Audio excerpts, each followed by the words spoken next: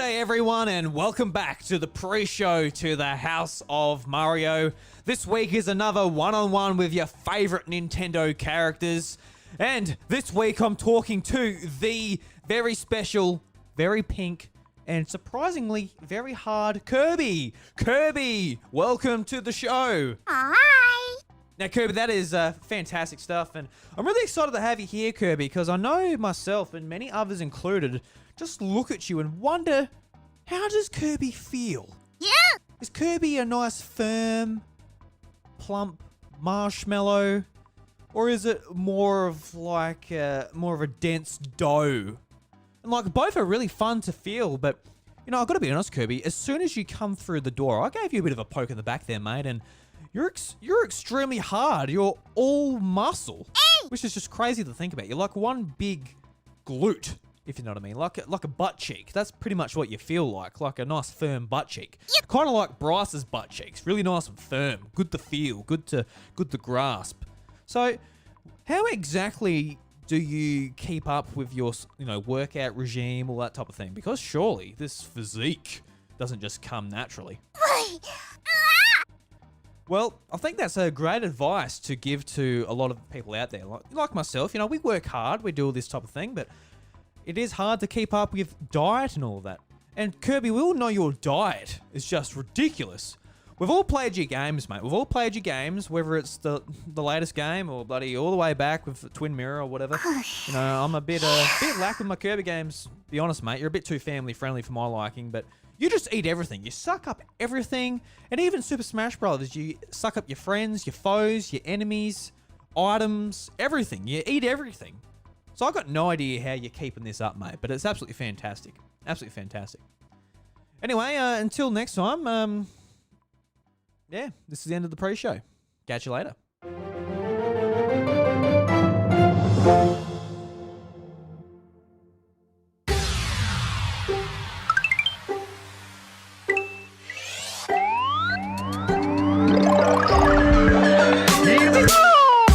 Good day, everybody, and welcome to the House of Mario, the South Australian Nintendo podcast that is backed by 120 Power Star rating. I'm your host, Drew Agnew, and the doors to episode 192 are open. This week on the show, we're going to look through all of Nintendo's internal development teams and figure out, are we going to see any games from them at E3 2021 and much more. Joining me to talk all about that is my best mate, the sexiest of them all. It's Bryce DeWitt. Nice firm butt cheek DeWitt. Ooh. Hey, how you doing, man? Good. How are you? Yeah, good. Excellent. That's good. Yeah. Very nice. Yeah. Very nice. Very good. Talking a lot of shit here, mate. So, Yes. sounds like you've had a few of these beers already, but you finally brought the goods. After a couple of weeks of talking about them, you brought these Ben & Jerry's I did. beers of sorts. So, run us through what these are, because I've got no idea, really. I don't know what to expect. Good way to start off the show is with a beer that you don't even know what the fuck it is, right? No, well, just feed it to me, my friend. Okay, so Four Pines Brewery. You heard of them? You heard of Four Pines Brewery? Mm-hmm. Yeah. Okay, so Four Pines Brewery. I guess they were like, high one day or something, and they were like, "Yo, Ben & Jerry's, you want to do an alcoholic drink?" And they're like, "Yeah, but only for the cookie dough one, because that was our best-selling beer, ice cream." So here today we have Four Pines, Ben & Jerry's chocolate chip cookie dough inspired nitro beer. Camera can't see that well. Maybe if I just do this a bit, maybe you can see the can. I'm not sure. You probably can't. I'm not going to waste too much time trying to focus a beer can on an audio podcast. So it's very interesting. Yeah, you have to pop the top and you have to pour it nice and hard so it activates the nitro. And I've heard some like middling reviews of like, very interesting, but I wouldn't spend a night on it. And I've heard people that have had like one can and then they're like, yeah, it's all right. And then I've heard people that have had like maybe a 4-pack and they're like, yeah. Well, it's definitely interesting, like a cookie dough inspired beer. It's very strange. All right, so I've got a huge glass here. You've got a very small one. You've got to be very careful about how you pour yours. Yeah, I've got a Hungry Jack's one. You've got like like a. I've got a Steiner. You've literally got a Steiner. I've literally got a Steiner, so that I don't fuck up that pour. All right. So here's to the week before E3, Bryce. Cheers, my friend. Cheers. Oh, All right, now you got to pour it hard. smells okay. Smells like beer, kind of. Yep. Smells like beer with a bit of ice cream in there. So you got to pour it hard. I'm going to watch you do it in yours because yours is going to be. Oh. Look at that. That looks wonderful. It looks all froth at the moment. It could be ice cream. Now, if that was you got to wait for the nitro to calm down a bit. So I'm going to do mine very, very carefully as well. Ooh. Yeah, yours is actually going well. Better than I thought it would. All right, that'll be enough for that. Yep. Ooh, this looks all right. So you got to wait it go down a bit. Yeah, wait for it to go down just that little bit. So while we do that, let's go through some of our maybe Guru Geek Outs for the week. Sure. While we wait for the head to settle on our beers. I've never had to wait for my head to settle, but here we are. Yeah. So Bryce, I'm going to chuck it to you first, mate. Do you have any Guru Geek Outs for this week? Not really. Not really. Nothing to be happy about. Nothing to be proud about. No, it is sort of just been a week of like work and stuff like that, and I'm having another family snafu where grandparents are cause themselves some trouble again, sort of issues are going on. So I've sort of just been burying my head deep and just trying to get through the week, I suppose. Yeah. So nothing too exciting this week, unfortunately. Nothing too exciting? No, not this week. Yeah, I think for me it's just I don't have like a particular one this week, but I'm just sort of happy. Like it's E3, it's really exciting. A lot of sort of news is starting to bubble up. Obviously, last week the whole thing about the Switch Pro never came to fruition. Maybe it will this week. Maybe it will the week after E3. Maybe it never will. Maybe Nintendo will never update their hardware ever again. Well, I mean, that was a joke. That was a joke. It's all right. It was, yeah. It's a tough situation because if it doesn't happen this week, then I don't think it'll happen at all in 2021 type of thing. Well, at least, yeah, because I feel like it's sort of a case of we're at that tipping point where it needs to be announced before things come, otherwise you don't sell the system. Yeah. It's interesting too because like with the 3DS when they announced the XL, it was like literally the week after. And we all had the same conversation back then, like, why wasn't this at E3? Yeah, or why wasn't it before E3 where it it's just like the discussion? It's a weird timing for it. So maybe it will be announced later on, but the updates just aren't that important to not be able to show games that revolve around it. Yeah, could be then too. Yeah, who knows, man? Yeah. Anyway, we'd have to talk about Switch Pro until it comes out now. That's right. We talked about it enough. So let's E3, I'm keen for E3. That's my gear. Yeah, keen for E3. I think everybody is though. I think we all are. Let's get into it. So let's try this beer. Okay, it tastes like kind of like flat beer with a bit of ice cream hint to it. Is that what you can taste? That's what I can taste after the first sip. I'll go for my second, I reckon. You can definitely taste the cookie dough. I can't taste much cookie dough. Give me a smell of it. Maybe it's being masked for you by like the fact that it's like a dark.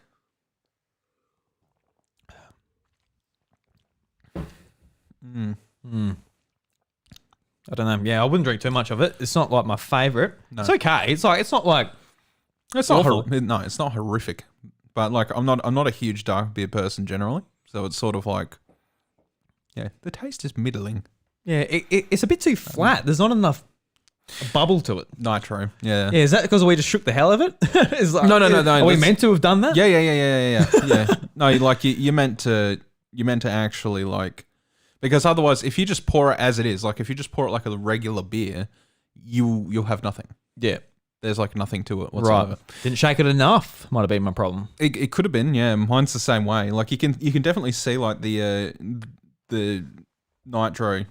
I guess it's not technically carbonation if it's nitro, but like, you can definitely see it. But it's so weird. It finally happened. We finally put it on the podcast. We finally had it. Yeah. If you want to try it, it'll be in like your local drive-through, your local pub or something. If you're in the city, you're more likely to find it quite easily. But don't know. I wouldn't rate it too high. If you're looking for a few drinks to have while you're watching Nintendo's press conference on a Wednesday morning, I wouldn't recommend it. Wouldn't recommend that one. No. Maybe something with a bit of caffeine around in Australia. I think you'll need. I think rather it's- than a beer. Yeah. With the timing. I think it's interesting just as its own little marvel, like combining such flavors. But sort of as we know in the current state of alcohol, craft is very much the thing at the moment. So as a craft beer, I don't know how high I'd rate it, to be honest. Might have been a bit too ambitious.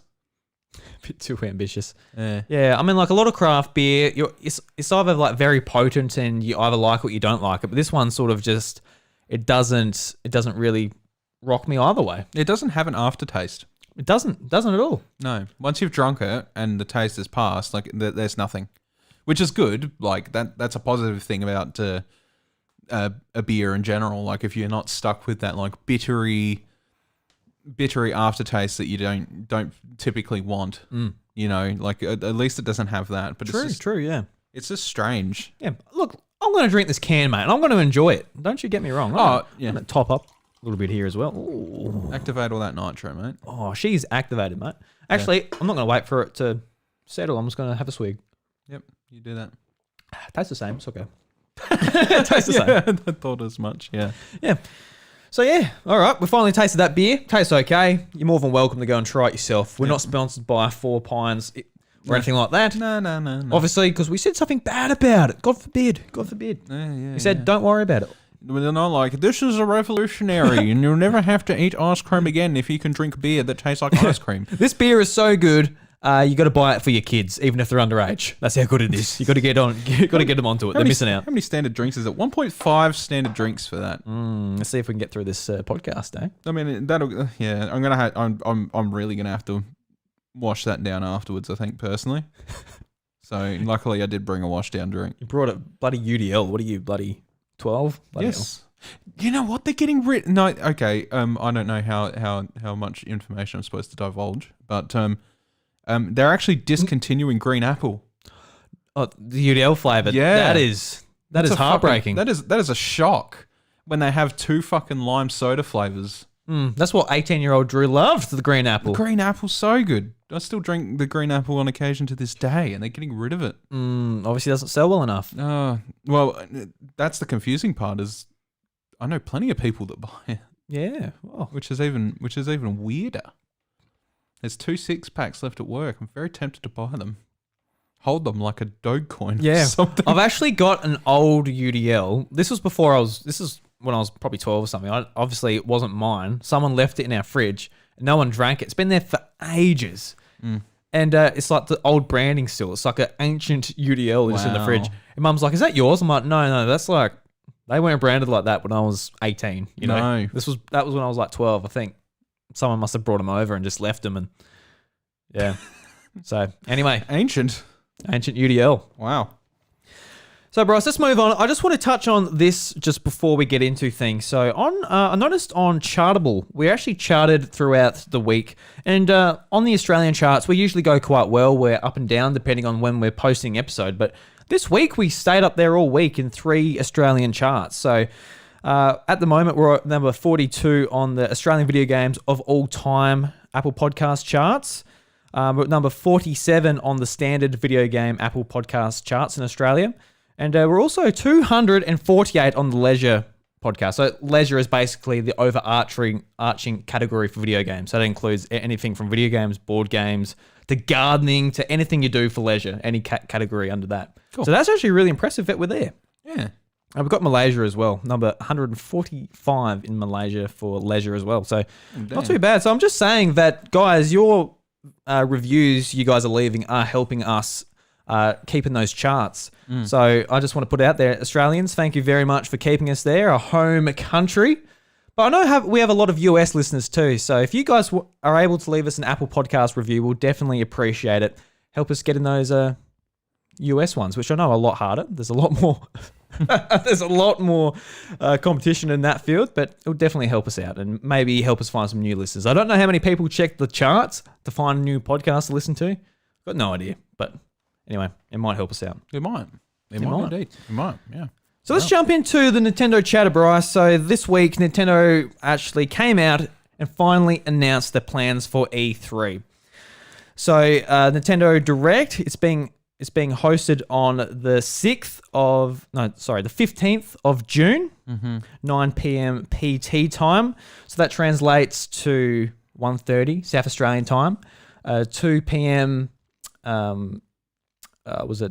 East Coast time in Australia. So nice and early for us.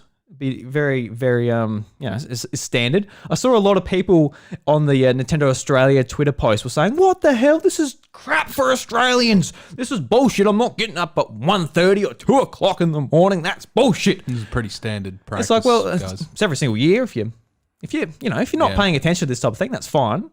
But also, just keep in mind that the rest of the world, the biggest markets in the world, is Europe and the US, and that's very nice time for both of those countries.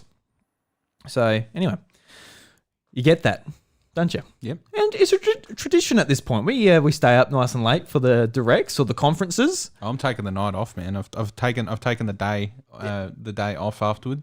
I'll be taking Wednesday off too. I'll be recording plenty of content that night and getting some sleep during the day, I think. Yeah, more than likely. Because like 1:30 in the morning it's neither enough time to get sleep or like to go to bed, is it? Like you can't go to bed and wake up at 1:30. No. Like what time are you gonna? Yeah, it's not gonna work for us. I mean, I'm more than likely going to be up anyway. Like Wednesday night is my freest night to do. Oh, that and Tuesday night. It's my freest night to do anything, especially past 10 p.m. So I usually get a fair bit done during that time. So it is really just the epitome time for them to have a direct for me. Yeah, it's great for me too, because if we lived in America and they held it at 9 o'clock in the morning, you would not be attending. That's work time. The Americans are at work. Do you reckon everyone's just like, all right, let's just wake up and I'll just watch it? No, a lot of people are at work or they have to take time off of work. Whereas in Australia, at least we can just go, oh, well, I'll stay up a bit later. Yeah, that's right. Yeah. And I'll either take the morning off or whatever have you. So it makes it a bit easier. So I personally appreciate it. Yeah. I'm looking forward to it. We'll more than likely be on Discord with you during or after or both or whatever. Yeah, make it both. Keep me company. I'm so alone. Be good. It'll be good. I'll just watch it with Chantel. She's like, why do you give a shit about a new Kirby game? I'm like, babe, it's Kirby. We just talked about how he's a giant glute. Oh, Kirby. This is the best character. I want like a Kirby game. You know how it went from a Kirby Epic Yarn, nice and colourful, just yarn fabric. I want just like, I want it in a different aesthetic. I just want it meat. Meat. Kirby's sultry meat. Because you know how like PE, you see like all like the diagrams of the muscles and the arms and like all the tendons and that. No. I want Kirby looking like that. Not while in a game. Not while I'm drinking this, please. Oh. I know someone out there, like me, has a very vivid imagination. It's like, oh, Jesus Christ. I have that vivid imagination. I'm sitting right next to you. I do too. I've had multiple podcasts almost make me dry reach just through discussing things. I'm like, oh, that's gross, boys. You better stop talking about that right now. The Wario fan fiction episode. Oh, yeah, there was that too. That's great. Like I said, I'm really happy we have one anomaly out there, which is just like, what the fuck? Just like, what the hell? That's the point of it too. Yeah, it just makes us look very family friendly compared to the rest of to that episode. I just think some of the shit in there is our humor, and that's sort of the point of it. Those episodes. Yeah, and then did it once or twice to get it out the system, and never again. That's disgusting. That's the point. I know. Anyway, bro, so let's move into sort of the main theme of the episode. So we're going to go through each Nintendo studio and discuss like when we might expect to see a game from them, whether we see a game announcement from them next week, maybe a bit of a follow-up to an announcement that's already happened, such as Breath of the Wild 2, etc., etc. And we'll go through it like that and see what's going on. Yeah. How do you feel about that? Sounds good. Sounds good. How good? Pretty good. All right, I'll take that. Very nice. So the first one is the biggest Nintendo studio, which has multiple teams within it, is Nintendo Entertainment Planning and Development, which is Nintendo EPD, which is the team or the studio behind Mario, Zelda, all of the big Nintendo franchises. Yeah. Splatoon, And it used to be a lot easier to follow. They used to be broken up into 4 groups, basically. Different squads, yeah. Yeah, so they used to like basically one covered Mario, one covered Zelda and that. But now it's just like multiple teams within there. And really from the outside, we don't know who's doing what. Like we know like certain developers or directors have like their own teams, like Anuma with Zelda and et cetera, et cetera. But we really don't know much more than that. Like with Sony, it's so easy to follow their studios because they all have names. They all have like their presidents and that. Zips on bibbidi bop, yeah. Yeah, it's like pretty easy to follow. But when it's like internal Nintendo, it gets a bit harder until you actually get out of Japan and you follow stuff like Next Level Games and Retro Studios, and you can put some names to faces and Yeah, that's right, yeah. games to studios. But when it's actually a Nintendo themselves, it's a little bit harder. So we can't nail down exactly like this was their last game. So 2 years on or so, this is when we might be getting an announcement. Mm-hmm. So we'll go through a lot of the big Nintendo franchises in this portion of the episode. So the very top, Bryce, the tip of everyone's tongue, Breath of the Wild sequel. Will we be seeing a follow-up at E3 2022? What do you think? So the last time we heard about this game was back in 2019. We got the announcement trailer, bit of a teaser. We got no sort of inkling on when we're going to be seeing this game in the future. No date, no year given. So what are you thinking? How confident are you that we might be seeing a follow-up on this game? Whether it announces anything or it just shows a bit more of the potential story? What do you think? Well, first off, I think you mean 21, not 22. I don't know why you said E3 2022. I don't know, bro. Sometimes shit comes out of my mouth, which I don't mean to say. But thank you for pulling me up on that. Yeah, we need to start pulling up and each other up on things more. We keep getting things wrong. Yeah, well, the other day, you said... Yeah, I know. Yeah, you know. Yeah, I'd have to tell you. I know. I read it. Don't worry. I'm like, oh, yeah. Yeah. Well, I was sitting right here next to you. I'm like, oh, fucking, that sounds weird, but all right. Yeah, but you agreed. Yeah. So yeah, I must have fucked it up. Yeah. Oh, we've got to tell people now. They're not going to know what we're on about. So we were talking about when a Pokemon Go Community Day was happening. Yeah. It always happens on a Sunday. I'm like, oh, I'm sure it's a Sunday. Bryce looked it up. It was a Tuesday. Bryce was looking at the wrong month. Yeah, I was looking at the wrong month. I'm like, yeah, well, I should have pulled him up on that too. Oh, well, it happens. Anyway, yeah, Zelda, it would have to be here, surely. Yeah. I don't think, like, for them to tease that, how long has it been?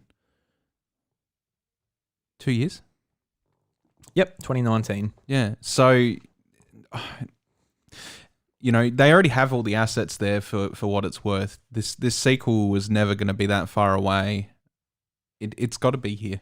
We'll definitely see something about it at E3 at the bare minimum. I think it's an 80% chance we'll have a release date by the end of the year. It is in sort of that rough time frame where it's like at least at this point in time we don't know much more past E3 this year. No. You know? No. Apart from Skyward Sword in July. Mario Golf. We know No More Heroes in August, which is a second party game at this stage. So yeah, we really don't know, especially like big hitters where it's like it is going to like really push Switch hardware. Well, that's the other thing as well, is if we do hear anything about a Switch Pro, and I don't want to go on about that too much because we have no fucking idea if anything is actually going to happen. No, we do. We're insiders. We know exactly what's going on. Oh, okay, we know as much as Laura K. Dale, apparently. Jesus. Yeah, right. Anyway, so Jack shit. Yeah, and Emily Rogers, who was the one that said it was going to be today. I mean, I can't count how many times we've talked about them two and being leakers and them getting information wrong, and that last week was the epitome of like, I told you not to believe them. Seriously. Yeah. Anyway, yeah, but if something does happen, it does get announced or whatever the hardware gets announced, that is 100% the premier game that it's going to be backed by. You know, Bayonetta 3's, God knows where that is. Metroid Prime 4, you know, we know that's not that's not for ages away. We haven't had a single smidgen of information about a new Mario game that's going to test these limits or anything like that. If you want to advertise a console that's got power, you need something that's going to drive that home. And the only thing that's going to do that is something on the size and scale of Breath of the Wild, which is exactly why Breath of the Wild was the game at launch for the Switch. was to show just how much power this thing can actually have, and how much it can actually handle. And it did it well. I don't think anybody can dispute that or contest it or what have you. So we're sort of at this break point where, like, not only is it a follow-up game that already had a lot of the assets made for it because it's come from the first game. It's like Majora's, like the Majora's Mask, I guess, follow-up pretty much. Yeah, based in the same universe. That's right. And they've got like all the assets already made. They're basically just tweaking and making sure that like there is new stuff and that they've got a storyboard going, all that stuff. I think they've already well and past done that. This sequel has been in development since the first one had released. It's coming. It's coming. And if it's not this year, Jesus, I'll have to eat a pair of socks. Yeah. I think that's all I really got to say about it. A pair of socks. Well, I mean, what do you... Yeah. No, I definitely agree with you because, like, I know, like, Breath of the Wild and Horizon Zero Dawn back in 2017, they got compared really heavily together. Yeah. And we saw last week that the sequel to Zero Dawn, Forbidden West, has been announced, and it is possibly coming this year, if not early 2022. And it looks good. Yeah, it looks great. And I sort of assume that Zelda will be on a similar sort of timeline to what Guerrilla's doing with Horizon. And whether, coronavirus affected them more in Japan than it did in Europe, not quite sure. Obviously, it affects Japanese developers a lot because of how their sort of workflow is affected. Yeah. So it might possibly be pushed because of the events in 2020 to 2022. But I think what the more surprising thing will be, if it is announced or it is shown at E3 and there's no sign of Switch Pro, I think that'll be a sort of a sign for the Switch Pro. If it's not shown at all, I think they still could potentially be holding it for another sort of pop with a hardware announcement and that too. Yeah. Not quite sure, but it will say something whether it is there or it is not there, depending on what we know apart from other hardware. I don't think there's any question, to be honest. Like, regardless of that fact, I think, it's been 4 years. They already had like a lot of old concepts drawn up, and they're actually in like the no, it wasn't Hyrule Historia. It was the Breath of the Wild version, wasn't it? I can't remember.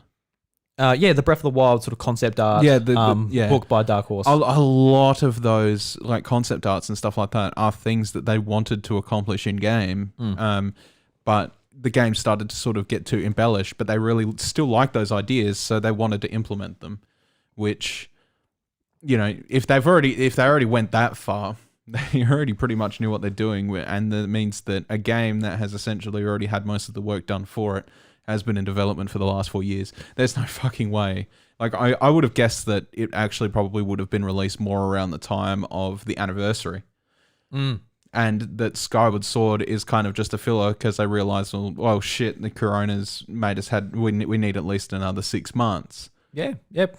So we'll put Skyward Sword out as a filler and as like a, hey, look, here's a Zelda game for your anniversary. And then this will come later on in the year. I think that's pretty much it. Yeah. I mean, come E3, like from, say, middle of June, I believe that it will be within the next 12 months. Yep, I agree on that. But I'm going to say about 75% in the next 6 months after June, and then the 25% the next 12. Yeah. There's got to be a big holiday game, and I think that'll be it.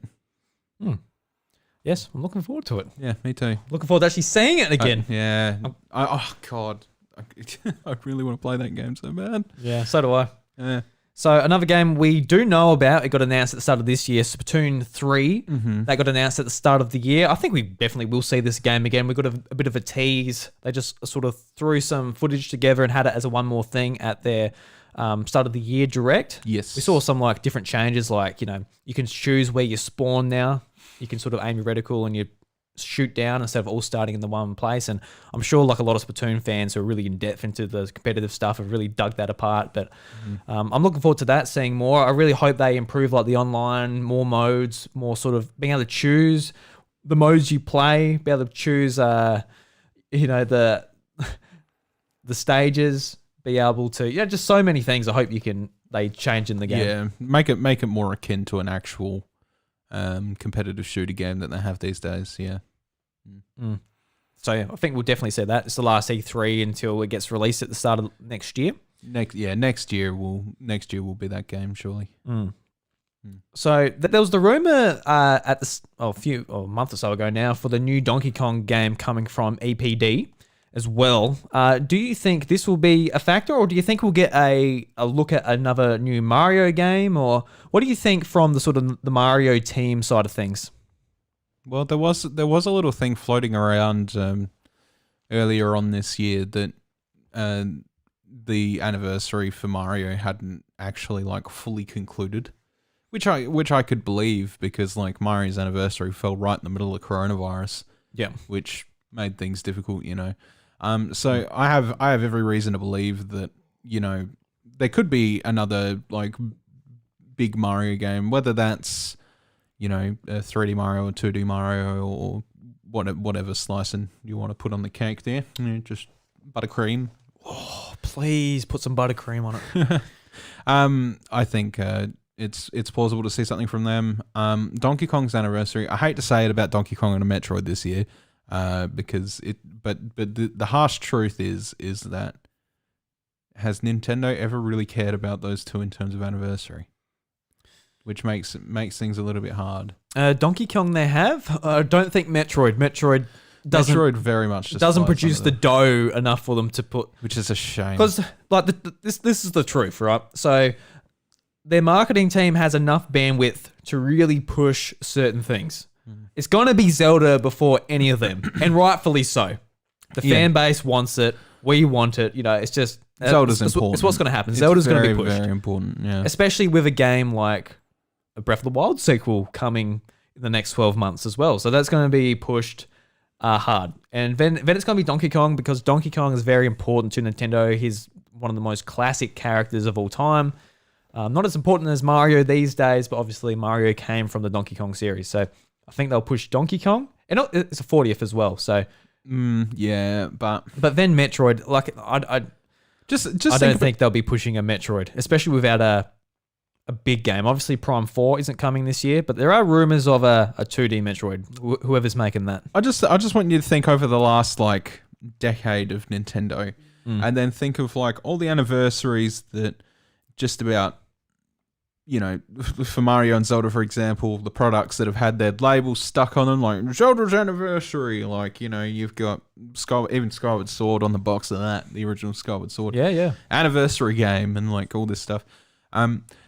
When can we ever say that's ever been done for Donkey Kong? Donkey Kong had, I think must have been the 30th, it was when the Wii was a thing. They had a special edition Wii where they had the original arcade game of Donkey Kong included, but it had like 2 extra levels from the arcade for the first time, like on a home console. So that's what they did for Donkey Kong. I can't. Yeah, where was that available? When it was available. Where was that available? Oh, just retailers? I don't think you could get it here, could you? Yeah, you could. No, I saw it when I was. It's the type of thing now. Like I might have bought, but when I was a kid, I'm not buying a second Wii. That's ridiculous. Yeah, right. But that's what I remember for Donkey Kong. It could have been included with like, they could have said something with Tropical Freeze or Returns or something. I can't remember that. But I don't remember. But that is the one thing I remember for a Donkey Kong anniversary. As for Metroid, nothing. It's a massive shame because like I hope Metroid Prime 4 does extremely well. One, because Samus deserves it. Samus has been a part of their lineup for so long now that it deserves the attention that it gets. She deserves the attention. Because like as far as like the Nintendo fan base, when people think of like Nintendo franchises, excluding Pokemon, it's Mario, Zelda, Metroid. Yeah, that's right. Yeah, and it fucking spawned a whole genre to itself that alongside Castlevania called a Metroidvania. Like there's a whole literal genre name out there for Metroid. It is a huge, huge thing. Whereas like you don't call anything like a fucking Zelda Fable or a fucking Mario Super Lucky Tail or some bullshit. Yeah, maybe, but at the same time, Mario defined platformers and Zelda defined action adventure games. Absolutely, but they don't have something that's specifically like this is so incredibly unique in this space that we have to fucking put a name attached to it. Metroidvania has that, you know. Yeah, like that's what brings Castlevania. It's like the one genre which casual people are just like, what the hell do you want about? Yeah, what the fuck is a Metroidvania? But all the hardcore people are like, I know exactly what you're talking Yeah, about. that's exactly right. I know exactly what a fucking Metroidvania is. It literally defined it in its own name a genre. So it is kind of baffling that maybe they didn't put more effort or time into like producing something out of Metroid that could have been huge. I mean, shit, we've talked about Metroid multiplayer for so long, like, and how Hunters was like awesome, and like the multiplayer and that was really cool and stuff like that. Imagine having a Metroid game that had a multiplayer on the scale of something like Halo. How well, like, if it was that well executed, how well it would be received. It would be huge for Nintendo. They don't have like a first-person shooter that's ever been like that. Yeah, I mean, they got motivation for it now because they're trying to sell subscriptions to us, and we're all sort of just like, this is crap, but it's cheap. So, but if they want to like push up the price or anything like that, I think a Metroid will be quite good for that. I don't even think they deserve that much. I think they should just pay their series respect. And, you know, Hey, you goddamn respects, boys. That's exactly right. Metroid is a hell of a series, and it's got like a lot of nice, you know, background lore in it and everything. A lot of the game is lore discovery.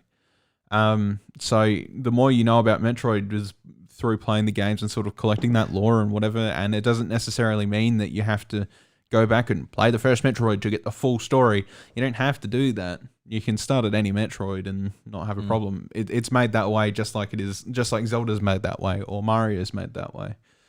So having a competitive type first-person shooter that's Metroid based on the system would probably do extremely well. Yep. And I think anybody would have said that about the GameCube or the Wii or whatever. Wii U could have benefited from it. Could have been good. Could have been.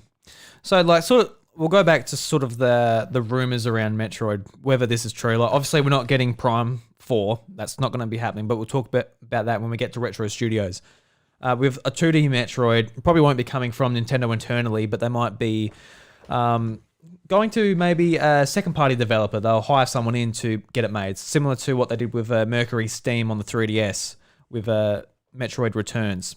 Can you see like a 2D Metroid game being announced this year? Nah. You know what? Like, I know that we had that whole. It's kind of a coin flip at this point. It's like they could or they couldn't.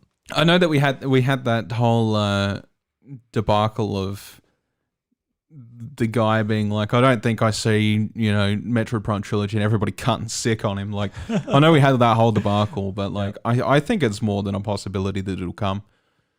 The problem is like when they did the original trilogy on the Wii, they made it a limited release, and I know that it's on Wii U, but not enough people own the Wii U, so that collection isn't really out there, and it's not as as accessible as like it could have actually been at some point in time. So there's absolutely really no reason at all, even if it was just to release each of the primes individually over time and just be like, all right, here's the first Prime, you know, we'll give you a couple months to play that, 3 months to play that. You know, that would be a fucking amazing way to gauge interest in Metroid on the lead up without like pushing it all on people in one bang. It would be like, on the lead up to Metroid Prime 4, here's every Metroid Prime. You can buy it for, you know, $25, $30 a game, and just eventually buy the push out digital only, even if it has to be.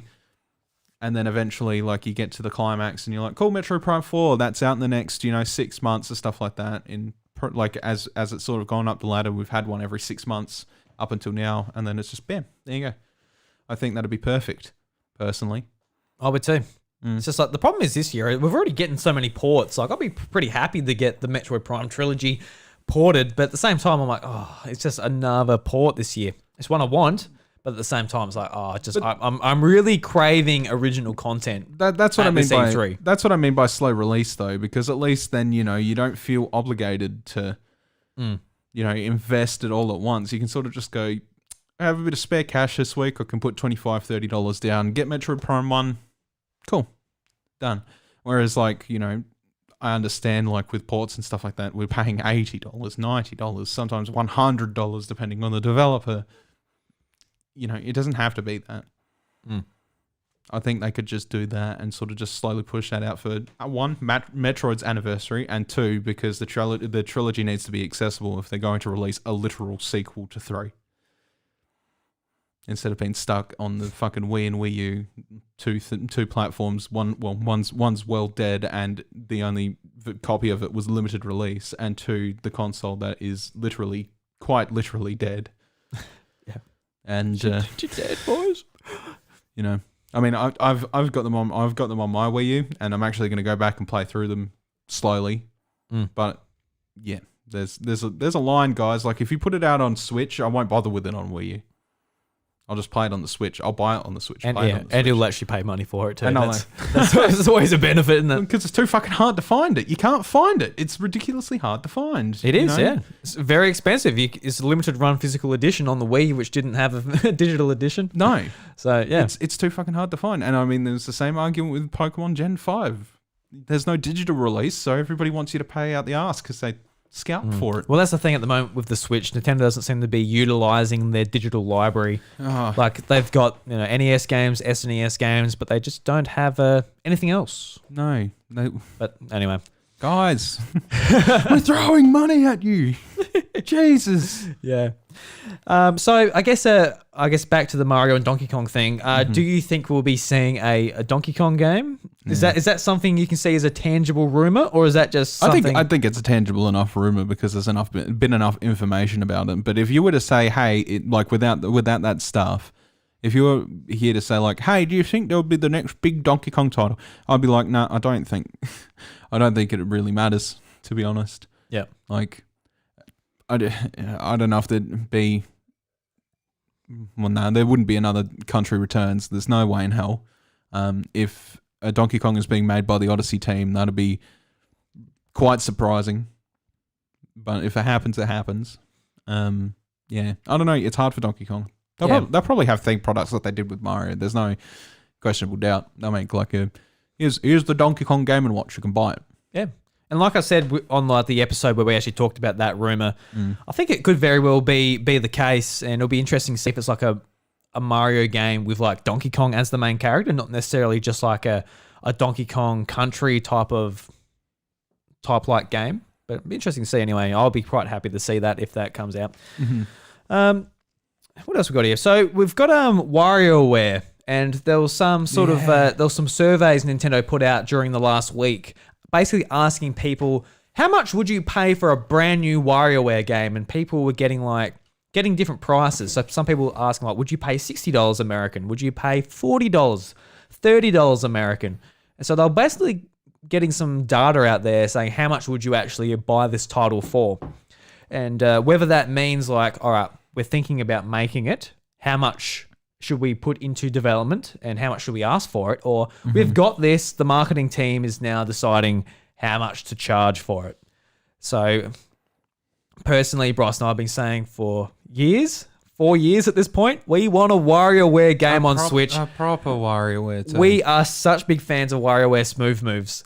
Just love sort of how they used the Wiimote. It was so much fun. Great party game and just a great high school game in general. We played it at your Bucks night. We played it at my Bucks night, yeah. We did. Yeah, and that's the first time I played it for years. For years. We played it for 2.5 hours or something like that, yeah. And every now and again when the sensor bar doesn't pick up, you're like, oh, this is hilarious. Yeah, it's great. You're trying to wind up some cheese grater or some shit and it's just like, it's not working, I'm going to lose a life. This is bullcrap. But so good though. Yeah, but I hope this is a thing. When I saw this news, that at very least, they're just like, okay, we're thinking about it. This is something on our mind. So Nintendo, I'll pay full price. I don't care. Yep, I didn't get the survey, Nintendo. I didn't either. I will give you a full price money's worth for a new WarioWare. Back in 2007, I paid $80 for WarioWare Smooth Moves. You'll gladly pay that again. So at the time, that was kind of a budget title because they were $100 games. So I'd happily pay $70. I'd happily pay 80. I would pay 80. I would happily pay 70. Hey, I'm not giving you too much lee room there, Nintendo, you cheeky bastards. I see you looking at me, friggin' Farakawa. You're trying to line your pockets with Drew's money? I don't think so. And Drew's very rich. He's like Scrooge McDuck. He's got the whole vault with it.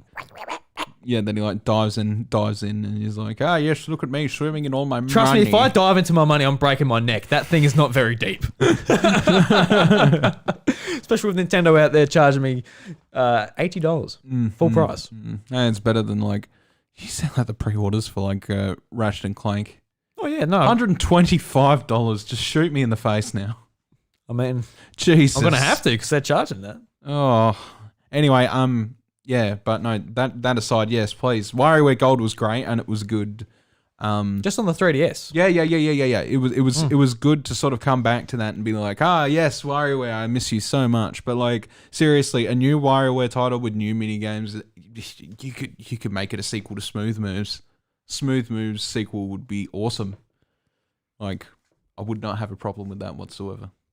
No, I love that. That'll be like a arms in the air, fuck yes announcement for the House of Mario, I feel like. How many times do you reckon that... how much time, rather, do you reckon that we've spent on Smooth Moves? Like hours in the game? Yes. Probably a fair few. Probably... I'd say about 60 to 80 each. Yeah, look, I played that a lot. I played it a shit ton. Like the first year of the Wii, that's when the Wii was exciting, and the motion controls were like, the revolutionary type of bullshit Nintendo was spouting at the time. Yeah. It was a fun game. It was our sense of humor. Like it's just like really dumb and childish. Going for high scores is just fun, man. And high school, like it's just an addictive nature as well, especially not 9 volts stages. Just having like references to other Nintendo games was just cool to see. Yeah. Like even like the Wind Waker one, just like simple as just on a sailcloth, just going to island lands. So that was so cool to see. Yeah. Especially with Wind Waker on the Wii at the time. Just like, port it to the Wii so I can waggle it. That'd be great. Waggle. Waggle. Waggling away. But yeah, no, 100% ready for it. Nintendo, just give it to us. If I don't think it will be at E3 this year, but please, just do it. Smooth Moves 2. You can call it Joyful Joust or something. I don't know. For Joy-Cons. There you go. Joyful Joust. Joyful Joust. Call it what you want. We'll buy it. And like honestly, I will buy it for full price. Oh shit, yeah. I'm just not trying to give them not too much leeway. All right, so another franchise. It's their biggest franchise that they have. It's Mario Kart. Mm-hmm. Do you think we'll be seeing a Mario Kart? Obviously, the Switch doesn't have its own unique original Mario Kart. It had a port from the Wii U, which came all the way back from 2014, and we're still playing it in 2021. Do you think we'll get another one this year? And look, we're due for a Mario Kart. We're due for a Mario Kart. Nintendo's like a pregnant woman. We're due. Oh my god. Ready to spout one out in June. She's due. But listen, my question is not the fact that we are due for a Mario Kart like that. Yes, of course we are. It's been way too long. My thing is not that. It's more or less, do we really need it? Yeah, well, Mario Kart 8's really good. Yeah, well, there's two different answers, I guess. Does Nintendo need it? Not just now. I think they're still selling Switches with Mario Kart 8 Deluxe. We've already got, I know that it's not a traditional Mario Kart title, but we just saw a Mario Kart release last year. Yeah, I guess. it's not, yeah, but it's not a traditional, I understand it's not traditional, but it is a Mario Kart release. Yeah, Mario Kart home circuit, yeah. It was obvious that if they were releasing that over like a proper Mario Kart, that they were like, yeah, we're pretty much confident in Deluxe anyway. It's already selling like, well, it has sold like an absolute friggin' volcano eruption. I don't know. Yeah. Hotcakes? Hotcakes. Yeah, go for it. Yeah. That's the analogy you're after? Yeah, look, okay, my brain doesn't work, all right? Sold well. Yeah, it sold extremely well. Yep. One of the best selling titles in history. But like, it is sort of what it is. It's like, I don't think you could put a Mario Kart out again on this console and see the same numbers. I don't think that's possible. I think they'd be better off reserving it for a launch title for their next system, to be honest. Yeah. I would actually really. I'm getting to the point now where I would like to see another Mario Kart. I've been saying that Mario Kart 8, it's great, it's fine. It's what we need really. It's what Nintendo needs. But personally, I would like to see another Mario Kart. It's been 7 years of playing Mario Kart 8, and I would like to see new tracks, new mechanics, new battle mode, new online features. Just upgraded, better. Yeah, but you say that, and then it turns out something like Mario Kart 7. At which point, what the fuck is the point? Yeah, but the thing with Mario Kart 7, that was rushed out because the 3DS it needed Mario Kart to succeed. Whereas with the Switch, they can take their time. They can release it whenever they like, whether it is now or in the future. Yeah, but announce, and that's what I mean though, is like Mario Kart 8, as much as it's a port, it's also an extremely polished title that only got more added onto it as time went on. It didn't sell amazingly on the Wii U because the Wii U didn't sell amazingly. And now because it's on the Switch, it's sold a hell of a lot. You've still got a shit ton of people playing that game, right? To this day, and I don't think that'll change, right? Releasing a new Mario Kart, we've just gotten all this content. We've got heaps of it, like so many races, so many whatever, etc., etc. For them to match up to that same level of content in terms of quality and like control, I don't think it's going to happen in this generation.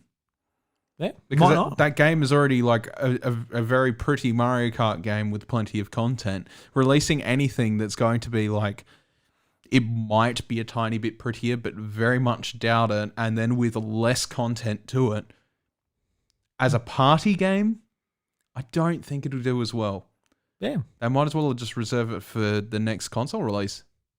Yeah. Which, by that I mean, whatever comes after the Switch in general. It might come down to like what their idea is for a new revised model. So they might be a launch title for that if Zelda's not ready or whatever. Who knows? But I'm not expecting it this year. Definitely not. No, absolutely not. I don't think so. But if it does pop up, I'll be like, cool. I'll put my fingers crossed for no time on battle mode and have like a really open, robust battle mode where it isn't timed and it isn't made bullshit. How about we just go back to block fort in Mario Kart 64?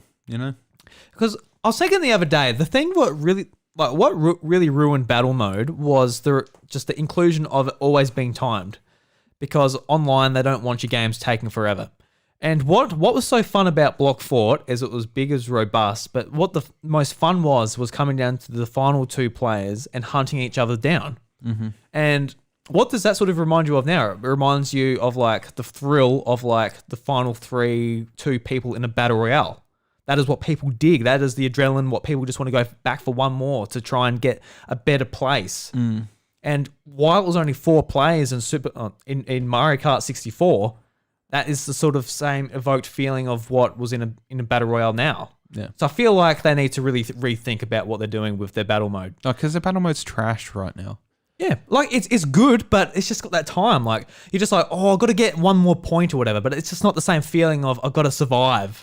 Yeah, well, that's the problem. Is like you can steal balloons in the current one. You can just you never really die. You're always constantly going. It is literal tooth and nail fight to the death. You've got 3 balloons. That's it. Deal with it. Yeah, that was what was so good about Mario Kart 64's is.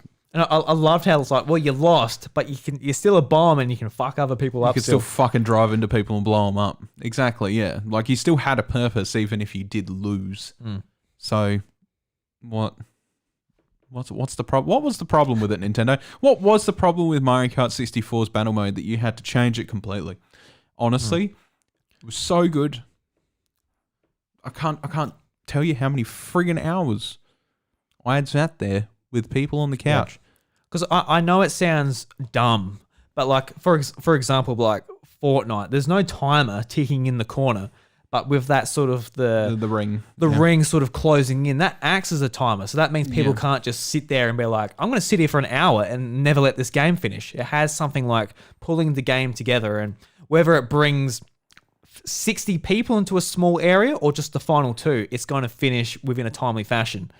I feel like Nintendo needs to adopt something like that for a battle mode in the next Mario Kart. I know it sounds dumb to be like, oh, battle royale, battle mode Mario Kart. But really, that is what it needs. That's what it actually needs. Like, you could say this. You could say maybe a battle royale for like other Nintendo franchises. Splatoon comes to mind, for example. But Mario Kart really needs it.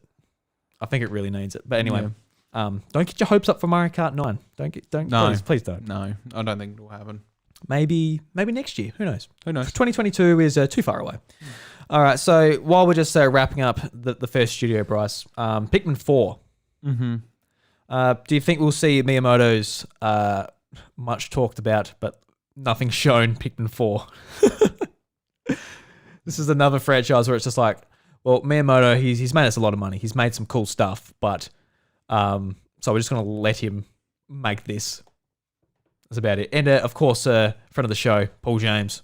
He wants Pikmin 4 more than he wants his child to grow up nice and healthy. So, wow, Paul, you've been called out. No, love Paul. He's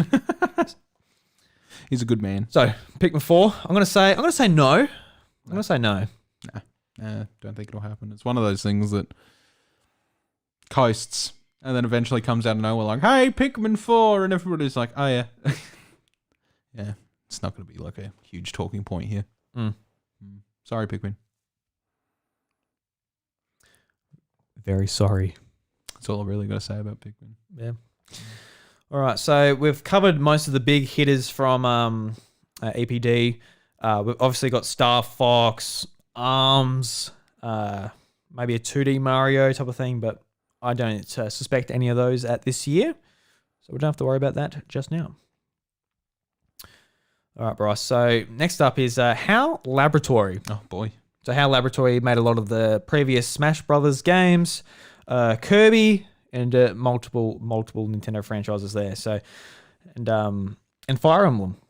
But the last Fire Emblem wasn't actually handled by them. But do you see anything from these guys? So a Kirby game. We haven't got a Kirby game in a little bit. We've got Kirby Fighters 2, which just randomly dropped on the eShop after a direct for 30 Australian bucks. So it's a small title. I never played it.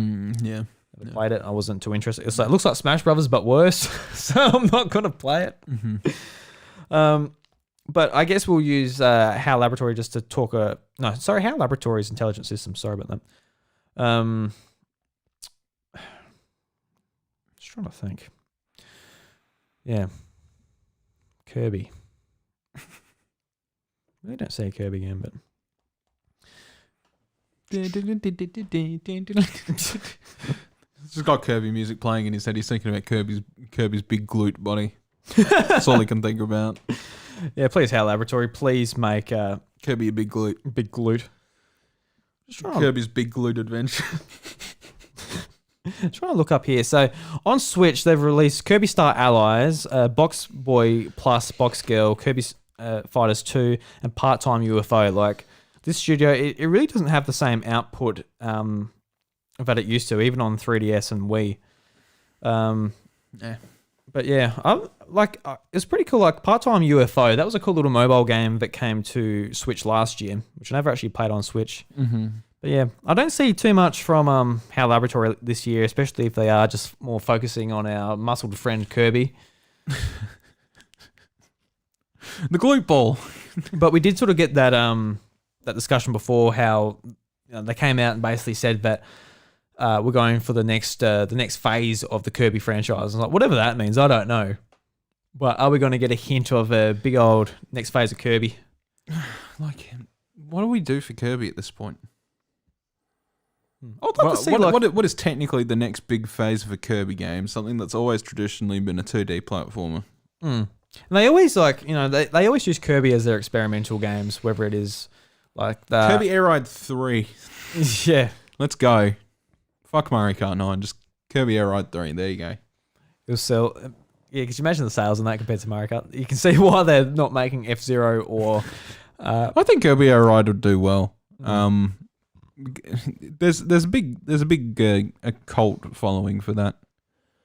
Or you could make like a Kirby game collection that's like not like a recollection of, previously made, but like, could you imagine like a Kirby Superstar game, right?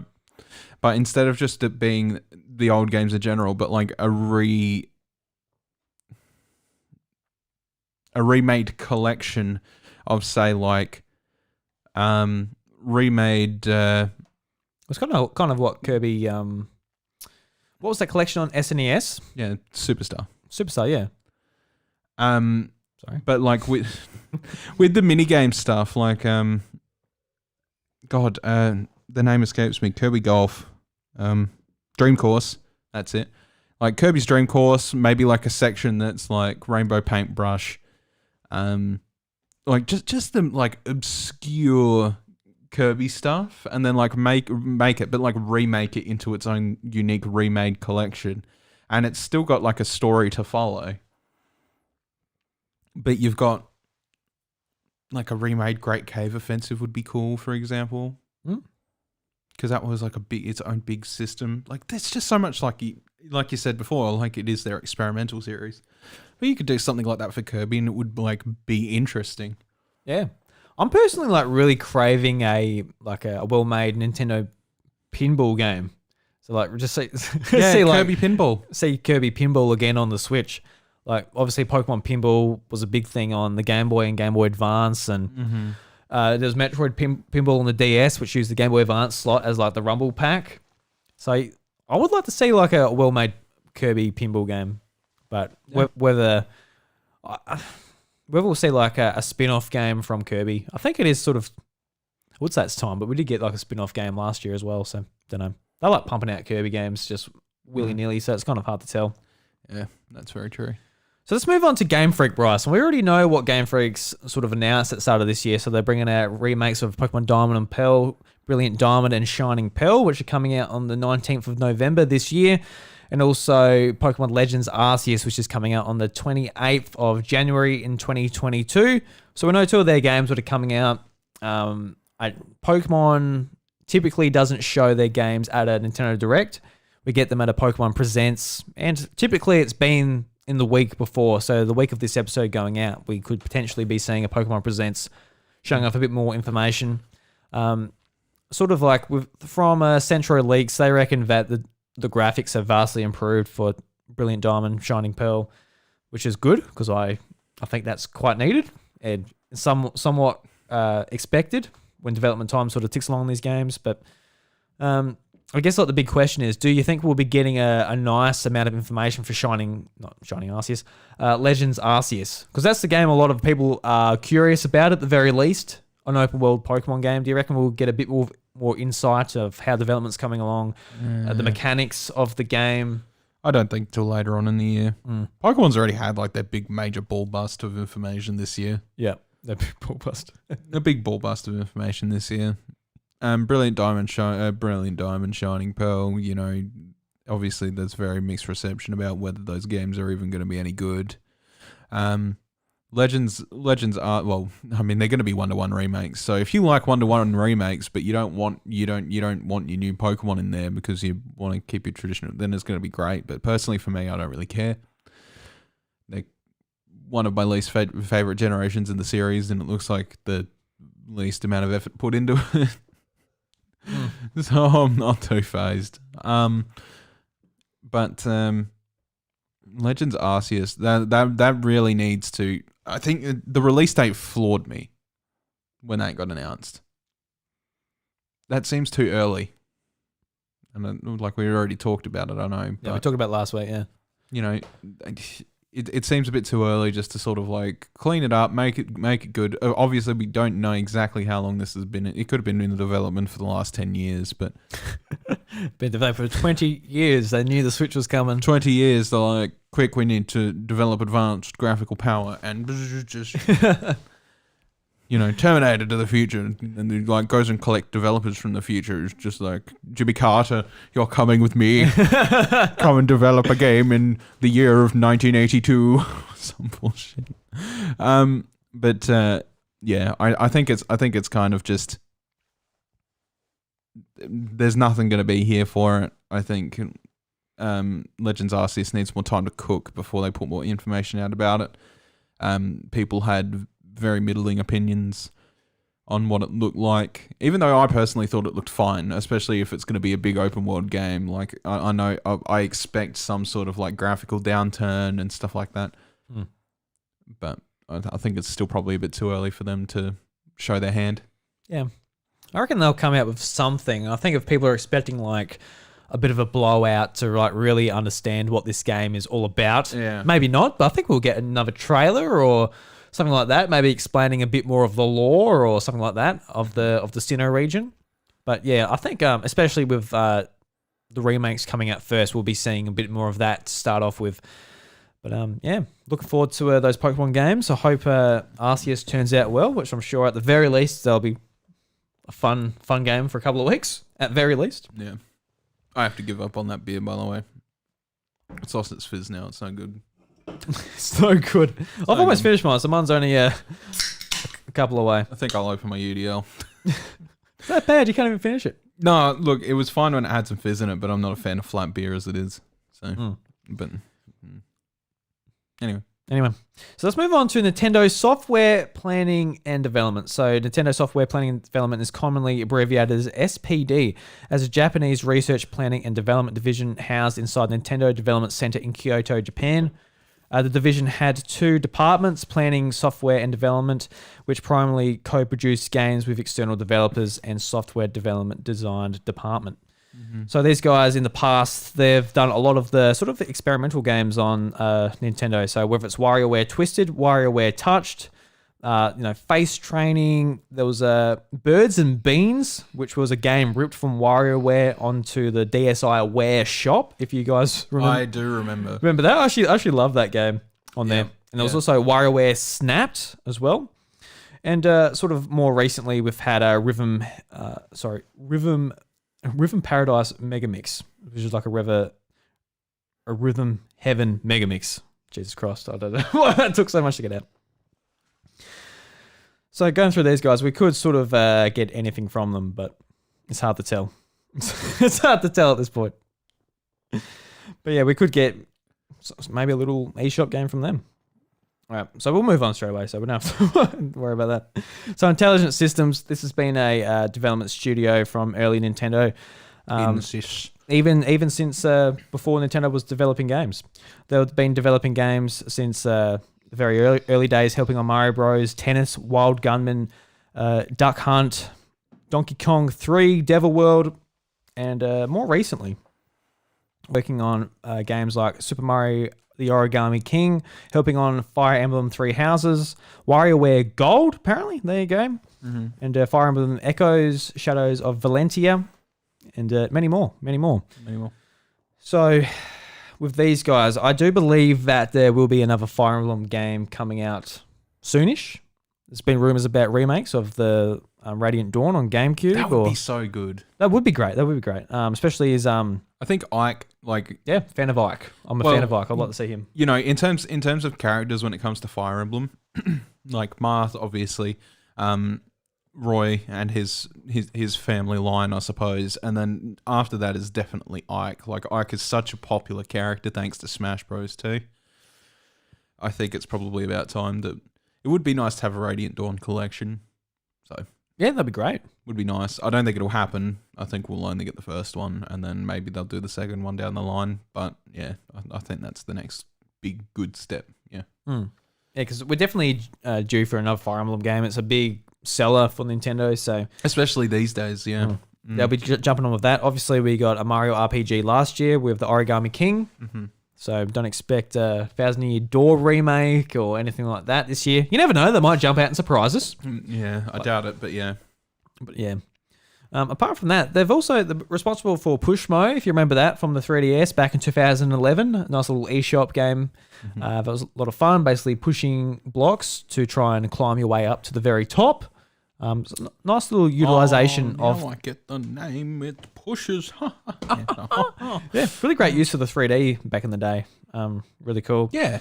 So just like stuff like that, they're obviously a very experimental team as well with Pushmo. They had Codename Steam back in 2015 on the 3DS. Yeah. Which was funny because it's like the only Nintendo game I picked up when they're trying to get rid of it at Target for like $10. Like, I'm like, well, that wasn't the franchise for them, was it?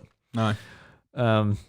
So they're not going to be making another Codename Steam. Didn't really latch on how they wanted it. And another game we probably won't be seeing announced is from the series Advance Wars. Probably won't be seeing an Advance Wars either. Seems like they're very much sticking with Fire Emblem because that's what's popular. Yeah. I know that people want an Advance Wars, but I think it's just kind of a relic lost to time now. Like, personally, I never played it, but I know people that like genuinely enjoyed it and like had a great time with it. But I think it's just one of those things that's long gone. Yeah, I think it is too. I might have to do a bit of a correction here. It looks like at least, actually I don't know, it's kind of hard to tell from the list we've got here, but a lot of the WarioWare games are either made or they've helped out with development on WarioWare games. So I'm not quite sure. Like a lot of these teams sort of mix and match, helping one another. Intelligent Systems is kind of a weird company because like primarily they've always been seen as like the Fire Emblem developer. Yeah. Right? And they hardly helped. They hardly helped with the Three Houses. Three Houses. It was mostly Koei, which I mean that relationship is really good. I like Koei Tecmo makes some pretty good games, and then obviously you've got Warriors where they've done mashups with popular Nintendo series and stuff like that. That partnership is really good. And Three Houses is like an absolute huge accomplishment, I think, and like testimony to just how good a Koei Tecmo developed game can be. They like to keep quite faithful to the source material, which they did really well with Three Houses, except they added in their own little flair with like the monastery and like having a more like rich world. So like, I think that's great and everything, but it was just, I think it was strange to people when they looked at it, they're like, oh, Intelligent Systems is making a new game. And then it's just like, not really though, because they're helping with Origami King. And yeah, that's kind of weird. They're very much like a middleman now. They're not like the big cheese of anything. Yeah. And Nintendo has a lot of these sort of studios as well, like One Up Studios, which was, which helped just like a lot with games from EPD. So I don't know, it's hard from the outside. Obviously no one knows apart from Nintendo themselves, but how much involvement does One Up Studios have on, say, Mario Odyssey compared to EP, like the actual main EPD group? Yeah, that's right. Within that studio.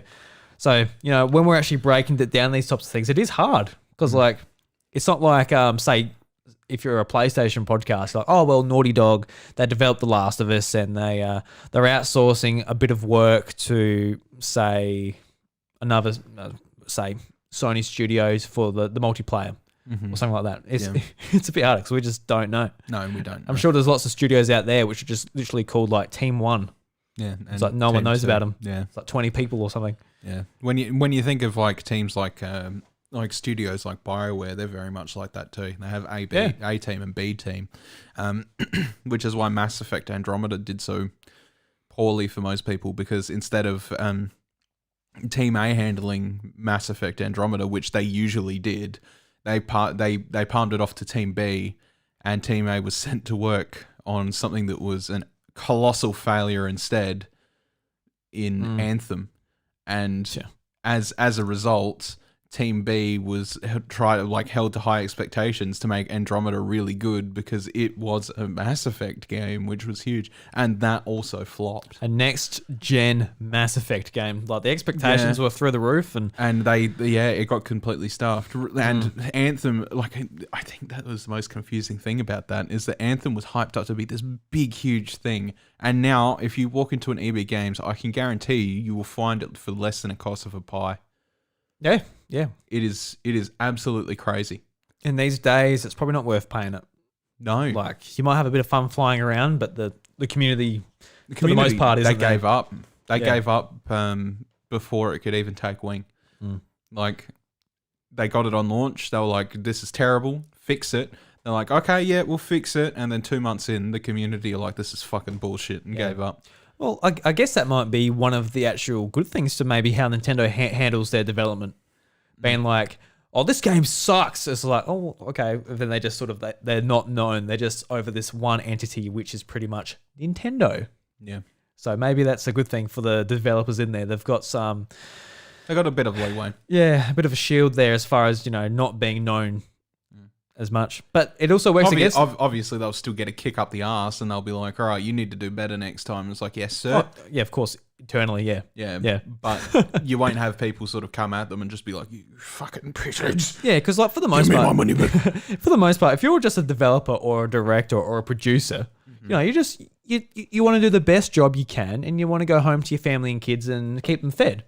But when it's like, say, Sakurai, he's the head man of Super Smash Brothers. We don't know anyone else. We don't know like the director or just like the man who does the shaders on Ike's sword. We don't know anyone. No. It's very much Sakurai, and a lot of people, maybe even including us, to say that's Sakurai's game, but it's definitely not. There's hundreds of people within Bandai Namco and Nintendo and everything getting this game ready, whether it's the online or the actual mechanics themselves. And for the most part, if someone's like, another Fire Emblem character, and they're like, you know, they send a message to Sakurai saying he's a piece of shit or whatever it is, you know, he cops that. Yeah, he does. Yeah. So, and it's yeah, and I mean that's almost kind of his job, but he's the front man. He's just got to Yeah. sort of shield it, or he obviously gets a lot of praise, but he also gets like the dickheads as well. I think he very much, and I think anybody at the front head of any team like that makes themselves that well known, I think they're very comfortable with taking that kind of criticism from people. And I don't think it's because they necessarily think they're right either, but I also think it's just more or less, it's just like, all right, you're allowed to have your opinion, but please, I'm the game developer. Yeah. Do you know what I mean? And like, that's the thing, especially with Ultimate and people who are like, Melee fans, I suppose, and they're just like, just give us Melee HD, Sakurai. You know, this is fuck your Smash Brothers Ultimate or whatever. And he's just like, well, I'm glad you can take the time to send that to me in a private message, but if you want to look at the sales comparisons between Melee and Smash Brothers Ultimate, I'm going to tell you that that's not what people want. You're a very niche community. I respect you, but my game is doing well. My game is going quite well. Yeah, I don't have a problem here. I'm not changing everything to appease a very small group, and I think that's good. And I think he's very much in that mind about it, and he knows exactly how to deal with that situation. I think he's a very very smart man in that regard. Yeah, definitely. And like, you know, who are we or fans or anyone who doesn't make video games to question. Going back to my Scrooge McDuck impression. But yeah, who are we to question Sakurai's video game development skills? Oh, that's it. Like, if we're like, oh, we don't like this character. It's like, well, please. Please. Just make your own. And then, you know, people who mod games do eventually. Yeah, well, yeah, exactly. Like, make your own. So when people do, it's, oh, well, maybe don't make your own. That's kind of breaching my game there. But I guess while we're talking about Sakurai, obviously Sora Limited is his sort of label. It used to be sort of his studio that he built up for Kid Icarus, but it disbanded, and now it's pretty much just his business card that he sort of hands around. So if he has to do a business transaction, he basically just uses that as his title, which he sort of explained in one of his Smash Brothers. It's what goes on his bank statements. Yeah, pretty much. It's only him that technically works there. Yeah. But so it's not technically a studio, but it's maybe a good way to bring up Kid Icarus. Whether we're going to see this year, look, if I was a betting man, I'd probably say like 0%. Yeah. But my God, I want to see a Kid Icarus game there. I know people that listen to this show are like, Drew, Bryce, we get it. You want a bloody Kid Icarus game. The game in 2014, 13, I think it was 13. 2012. It came out when I was in year 12 at high school. We get it, boys. You like that game, but fucking you're right, we do. We love that game, and we want another Kid Icarus game. And if they ever do bring back Kid Icarus, which will be one day, do you want it to be on rail shooter similar to how Sakurai reimagined it, or do you want to see it as great as it was? Yeah, I do too. I know like a lot of sort of purists out there will be like, oh, boys, we want it like it was on the SNES or the NES, where it was just like an adventure game, 2D adventure game. I want to make something very clear about Kid Icarus Uprising. You make it very clear to them, Bryce. All right, I want to make something very clear about Kid Icarus Uprising. Shitty controls aside, that game was so well crafted, and there's nothing like it on the Nintendo system. No. At all. I mean, there's the Sin and Punishment I'd probably compare to it, but that was the last time that was made was on Wii. So there's only like 2 or 3 entries in that series, but I like Kid Icarus more. Yeah, but it doesn't have exactly like the things in it that made it so unique either. Like the characters in that game are obviously like, you know, we hold a lot of respect for like Hades and Palutena and Pit, and like I when Brawl came out, I was like, who the fuck is this angel fuckboy? I don't really give a shit. Yeah. You know? But that game made me actually relatively care about it. Yeah. You know? And then the weapon crafting system, the fucking weapon crafting system, man, that thing was so good. You could there was so many weapons that you could make, like just out of trash. Like I made a pair of fists that attack so fast that it would become so relatively jarring just to see it just absolutely get smacked to earth. It was like friggin' watching JoJo's Bizarre Adventure, and you're like on Stardust Crusaders, and you see the friggin' Star Platinum being like constant aura. Dude, like that shit was fun. And then you had like high powered sniper rifle or something. Just, that like it would be you could do with it. It'd be so good on Switch. Just they ported Miitopia, port Kid Icarus to Uprising for fucking. I know it's a way harder game to port, but please, like the multiplayer so bad. The multiplayer too was good. I know. It's just, but it was restricted because it was on the 3DS. Because the thing with me, like, apart from having bad internet living home on the farm, I could get through the story with the controls. But the controls for like doing like 180s, turning around and doing everything, I didn't get as into it as I definitely would on a normal control scheme. normal control scheme. Yeah, exactly. Which I agree with. Yeah. Don't mistake that. I definitely sort of agree with it. But like, you know, it in its own right. Because I played a fair bit. I played at least like 15 to 20 hours, I reckon, of Kid Icarus Uprising multiplayer. Because I just had so much fun making different weapons combinations and stuff like that. It was really good. And like, I know that the touchscreen controls were somewhat restrictive and you had to buy a stupid circle attachment or whatever if you wanted to try and play it. It came with the stand.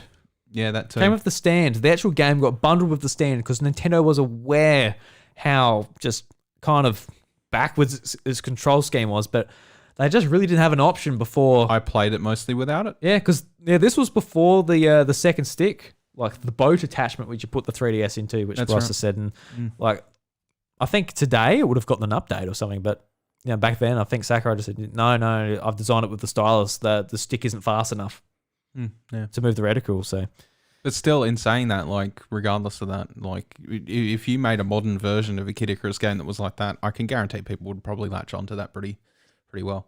Yeah. Especially with like such a great single player. Yeah.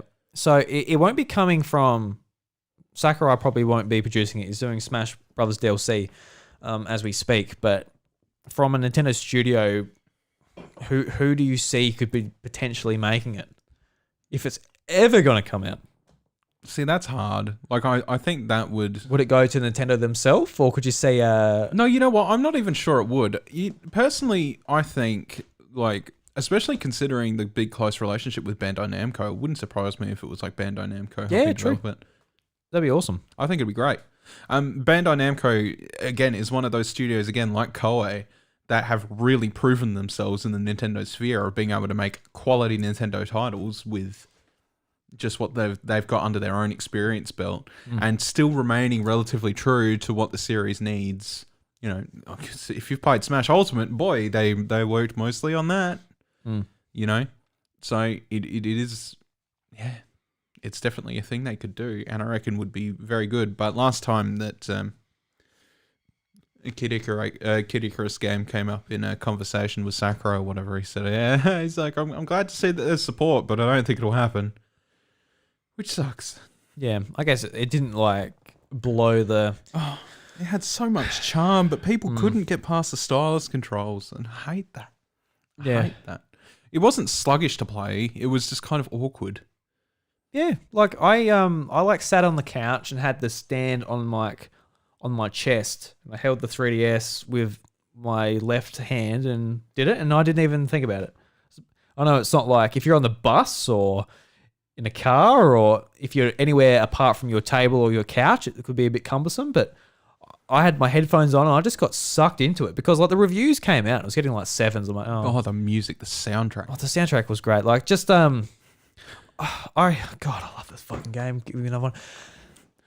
The reviews came out from like IGN, etc., etc. They got like 7s out of 10. They said that controls are shit. And I'm like, oh, you know, and it's sort of like I kind of died inside. I'm like, oh damn it, type of thing. And I played it, and I'm just like, I got over the controls, man, and this game rocks. Yeah, that's right. It's overlooked. We need to set up our 3DSs again and like get the live streams going with the 3DS and play through that game. I think that'd be interesting to play through. That'd be great. Yeah. Even if we do an encore or something on it, like we need to talk about it, obviously. I will talk about it, but I'd love to do a live stream of it and just go through it. Because it's not that long. Yeah, the thing with my 3DS of how I stream it, it's pretty laggy, and that's fine for Pokemon. I think it's been Pokemon. It's been updated since then, I think. Has it? Okay. Yeah, we'll look into that. What streaming program were you using before when you installed it on your 3DS? Can't remember.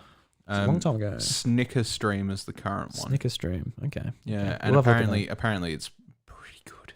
Yeah. All right, we'll have a look at that. Stay tuned. Yeah. So I guess while we're talking about Sakurai as well, Smash Brothers DLC, we'll definitely see a character announced, revealed at this E3. Past 3, anybody? Probably. Do you have anyone in mind necessarily? I don't really. Oh, there's heaps of characters that could go in. No, there's none left. There's not one character. Not one character. Like, they even got Kratos. You're fucked now. Fortnite talking. We can't have them anymore. Jonesy. Oh look, if they announce that, I'll be like, you know, I respect Fortnite, but don't want him in. I don't want Jonesy in Smash. No, I could see Nintendo just be like, yeah, put him in. Fortnite's so popular, and they would, and we want that crowd in here. It's like, oh, like Steve's one thing. Like, yeah, Steve makes sense. That's cool, but Jonesy, like, everyone knows what Fortnite is. But who the fuck knows who Jonesy is? Everybody knows who Jonesy is, man. I only learned he's about the default skin. Everybody I know knows he's the default skin, but I remember people saying, "Oh, bring Jonesy." I'm like, who the fuck is Jonesy? Is he that kid from... I've played very little Fortnite over the last 2 years now. Yeah. Right? Because but I can tell you who Jonesy is. Jonesy to me is the kid on my school bus who used to like...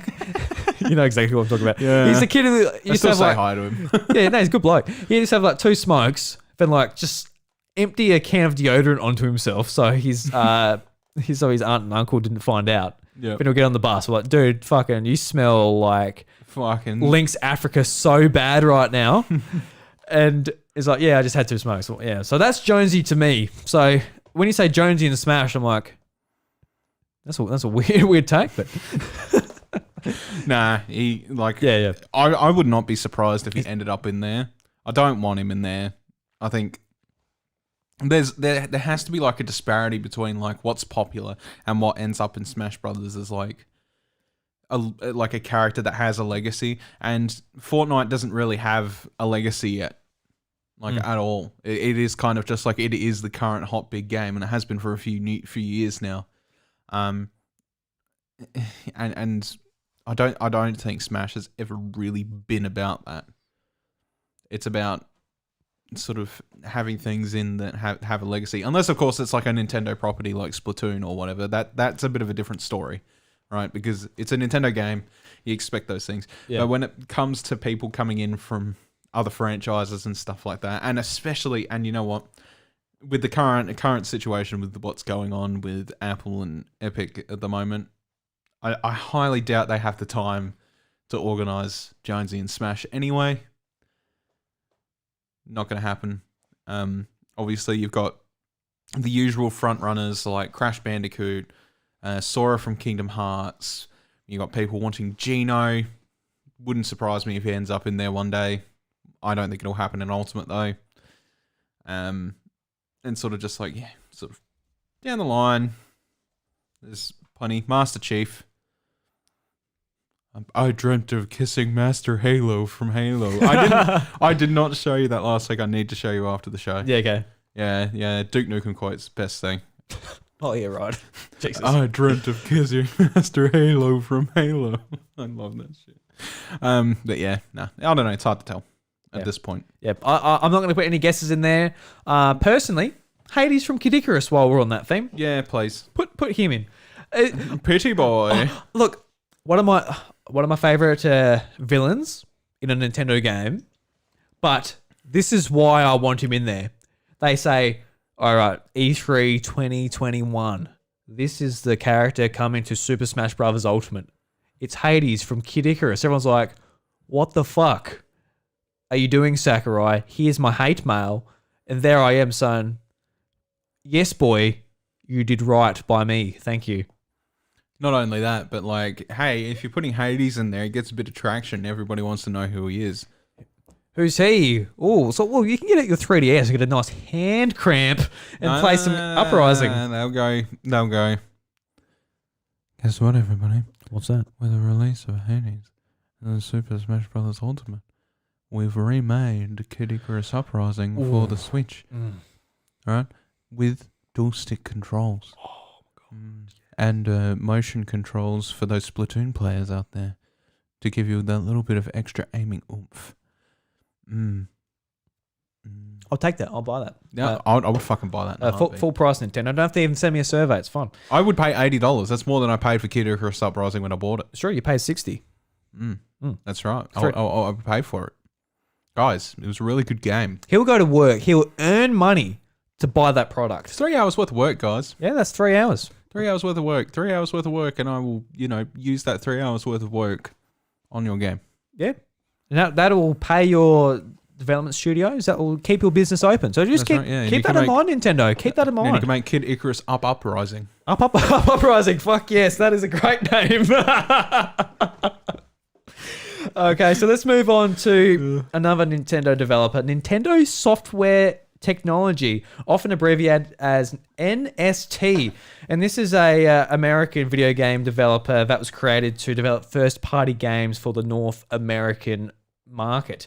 And Bryce, we often bring these guys up because they made our much beloved Metroid Prime Hunters on Nintendo DS in 2006. And recently they're sort of just like another support studio helping on games such as Mario 3D World plus Bowser's Fury. If you remember that smaller game that came out last year, Good Job, which was announced, that's sort of like an indie initiative by Nintendo, which included the stretches as well. I think they ported Captain Toad to 3DS. So a lot of the times they are just porting and stuff like that, but they are also responsible for the Mario and Donkey Kong series, which started on Game Boy Advance. There was multiple iterations on DS as well. I almost think that would probably be the thing that celebrates Donkey Kong's anniversary more than anything. Yeah, so I do bring that up because if they have like a few games, whether it is like a bigger game, like some smaller games to just release on the eShop, it's a perfect sort of thing to bring out. If you watch, if anybody listening watches Scott the Woz, and you haven't caught up with his latest video, do watch his latest video because it's digital only physical games, and the last thing to happen with the Mario vs Donkey Kong for the last two systems, so 3DS and Wii U, was that they had a digital only physical game where you go buy it from a shop. And this wasn't in the case in Japan, only in the US. You go buy it from the shop, you'd get like a cardboard disc inlay. So not an actual disc, and you get a download code in the cover. Yeah. Now, it was one of the only cross-buy titles that Nintendo has ever done. So if you bought either one of them, you would get a code for the game in the thing with like a fake whatever, the 3DS didn't have a fake cartridge, but you had a fake disc in the Wii U version. But you would redeem that code for,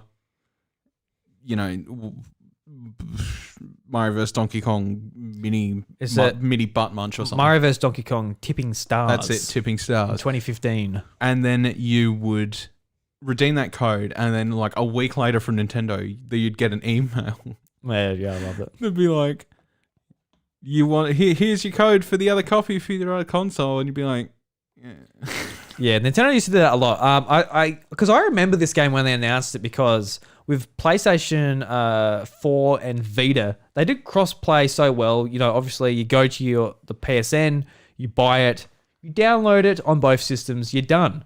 I remember like a lot of games like Guacamelee, Sound Shapes, a lot of these games, I loved playing them on both. Yeah. It sort of did what you did on the Switch, where you can play it on the TV when you just bring your save down to the Vita, play it on your Vita. Happy days. And when they announced this, I'm like, oh, cool. That's great. Nintendo were doing it too. I quite enjoy it over on the PlayStation. But just with how the 3DS worked, it's just, it wasn't good enough. No. Because like with, I don't know if you can remember, but when you bought DLC for Super Smash Bros. On 3DS or Super Smash Bros. For Wii U, you can buy the packs, which you pay a bit more and you get it on both. And I got all these emails with all these codes for like me costumes, characters, and I'm like there, like I had to write them all down on a piece of paper. Then I put them into like the eShop. I'm like, surely you can just track my account and just be like, yeah, you can download this now. You bought it, but no, definitely can't. It was a mess. It was a mess, and you wonder why we're like, put them both. At least if the console is now just a handheld and a console just in one, at least we don't have to do that anymore. A console. A console. Jesus. So Nintendo software technology, I just expect we could potentially see like another Mario vs Donkey Kong game because of the timing. Apart from that, they might be just doing nothing. Just doing port work. Probably nothing. Yeah. Because I do appreciate what they did with Metroid Prime. Yeah. I think we all do. Yeah. All right, next up, Bryce. This is one of your favorites, Monolith Soft. Oh, Monolith. Baby. Well, baby. So Monolith Soft is a Japanese video game development studio originally owned by Namco, which later became Bandai Namco, until being bought out by Nintendo in 2007. So Monolith Soft, responsible for the Xenoblade series. The most recent game was Xenoblade Chronicles Definitive Edition. Correct. A couple of years ago. Was it 20? Not even that long ago. Was it 2020? Yeah. It was too. It feels like ages ago. Yeah. Oh my God. Yeah, literally a year and a bit ago. My God, it feels like 5 years ago. So that was their most recent game, and they're also a very heavy support studio. Very well known for helping Breath of the Wild become the game it is. And hopefully helping Game Freak as well. Now that they share a building together. Yeah. But what do you expect from these guys, Bryce? Would you be surprised if at the very end we get one more thing, Xenoblade Chronicles 3? Would you be surprised with that? Look, I think we'll get a hint at their next project, but I don't think it will be. I don't think we'll have any like reasonable thing, because the thing is like I follow their development like relatively closely. It's one of the studios that I really care about, and I really care about what they're putting out. Mainly because I'm just so damn impressed with like the technical feats they've managed to pull off. And I think they can pull off with the Switch. But for a while, they have been in a bit of a employee slump, and they've been looking to, pull in some more people, and they're only really sort of just getting back on their step. We know that they're working on something. But as it sort of currently stands, I think it's tough. To determine whether they're going to be able to have any information for us this year, especially if, by any stretch of the imagination, they might be helping Game Freak with Legends Arceus, or hopefully, well, Breath of the Wild 2. It's right there. They're definitely helping with that. They'd have to be helping with that. There's no question, or whatever. But you know what? Even if the next project just happened to be like a port of X or something, I would be so happy to have all three of those Xenoblade games on that console. Would be awesome. It was wasted potential being on the Wii U. Unfortunately, that is a shame. But holy hell, that world is so huge and so interesting to explore, and there's just giant monsters everywhere, and it's just, and they'd only have to port it. I know we're sick of ports, and we've got a lot of ports, but that is a port I've been asking since the Switch came out. Yeah, I would think they would probably be going for like another original game after Definitive Edition coming last year. So I could see. I agree. Yeah. I could definitely see X coming eventually though, because It's one of the last Wii U games to sort of be stranded still on that system. Yeah, one of the last absolutely incredible Wii U games. But like, I understand that, but like, that's where it comes down to them rehiring and stuff like that as well. Is that they'd been doing that for a while, so they went from like a pretty relatively decent sized team, then they lost a few people, and then all of a sudden it was just like, we don't really have the staff that we need to sort of push forward. We know that they hired, what was it? I can't remember if it was a lead or like a higher up the ladder software developer engineer or something like that. I can't remember which one. Yeah. I can't remember, but they did that like in the last year or so, which would probably indicate something for the better. But there's a lot of people asking for X. I think that it's very possible that they've probably got that under their belt somewhere. You know, people want it.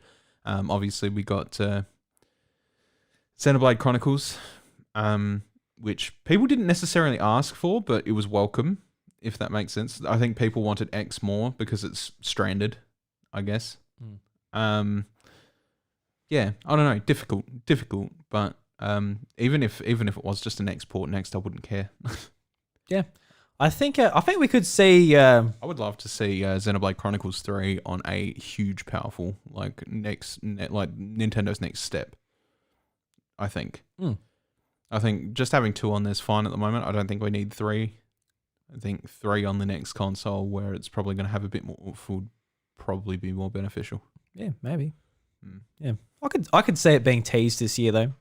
I could see it. Oh, absolutely. Yeah, I think so too. Just like one of those games, like, yes, it's coming. They cannot be ignored as a developer. No, they break huge boundaries, and they have since the Wii. Yeah, because like this is one. These guys are being used as a support studio, but they're also making their own huge games as well. Mm-hmm. Like we talked about 1UP Studios and NTB. Oh, Jesus Christ, I can't remember, but what the abbreviation is. But like, yeah, they're a massive studio, so hopefully we'll see something from them soon. Mm-hmm. All right, so another studio, ND Cube.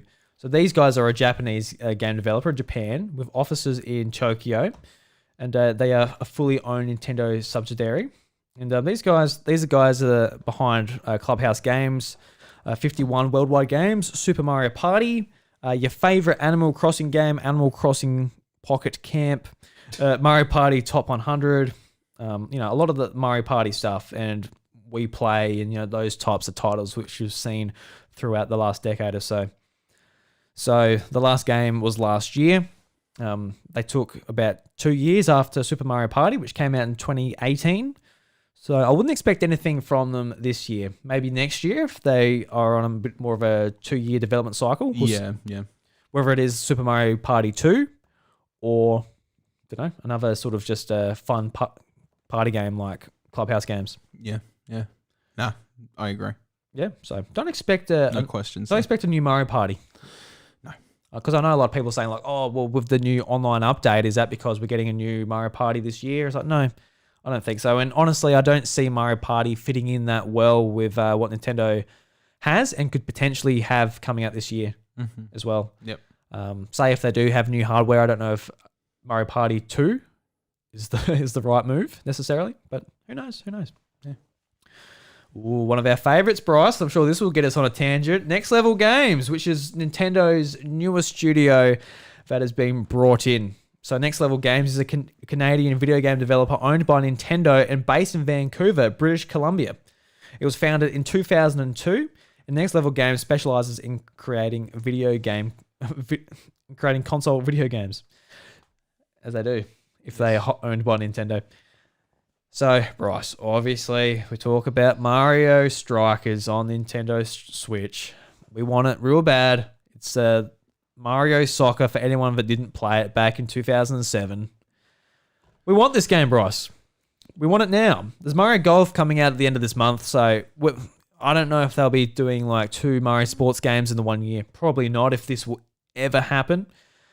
But what do you see Next Level Games making for the next game? Obviously, I don't really know. Yeah, so Luigi's Mansion 3 came out in 2018. They've just been purchased too, right? Like not that long ago.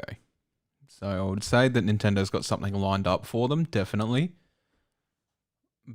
But what that is at this point in time could be anything. Luigi's Mansion 3 was amazing. Yeah. And if I said 2018, I'm sorry, it was 2019, Luigi's Mansion 3. Yeah, that's right. Sorry about that. Like I said, it feels like ages ago. Yes, it does. Feels like more than 2 years ago. But yeah, I like Luigi's Mansion 3 sold really well, but I can't say there's like a real need for just like, 2 Luigi's Mansion games on Switch. Yeah, no. So I think it would be a mistake to go back to that. I think Luigi's Mansion 3 will still sell to people that need that type of experience on Switch. Yeah. Wherever they need a sports game, Camelot is pumping out sports games every couple of years. Mario Golf's coming out very soon. Fingers crossed that's better than tennis. Mm-hmm. But they seem to go between those two sports a lot, whereas Strikers was basically the only Mario soccer game that came out apart from the All-Stars sort of sports collections, which has really satisfied nothing as far as that's regarded. Just like, we don't want that. Yeah.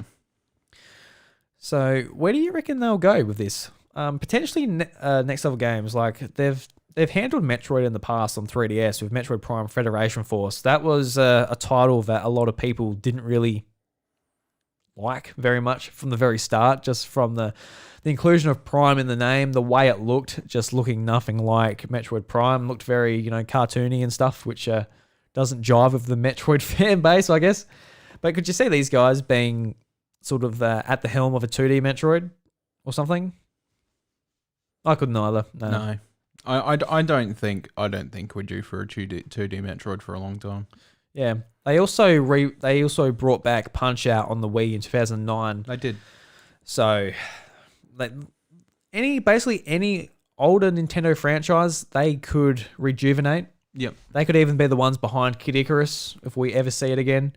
So there's a lot of potential for next level games. I think they're one of the sleeper hits at Nintendo. Mm-hmm. Being a sports game with strikers, if people weren't into soccer, they probably just went, looked over it type of thing.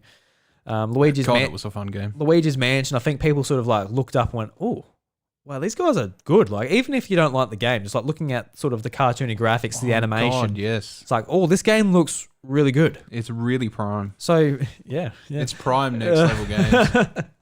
So potentially the next game, now that they're actually a first party Nintendo studio with the backing and everything that comes with that. I cannot wait, whatever it is, but don't expect it at E3. Maybe a teaser if Nintendo are inclined about just teasing us about everything. Mm-hmm. But as far as a lineup for our 2021 title, don't expect it. No. Don't expect it. Yeah, dead on.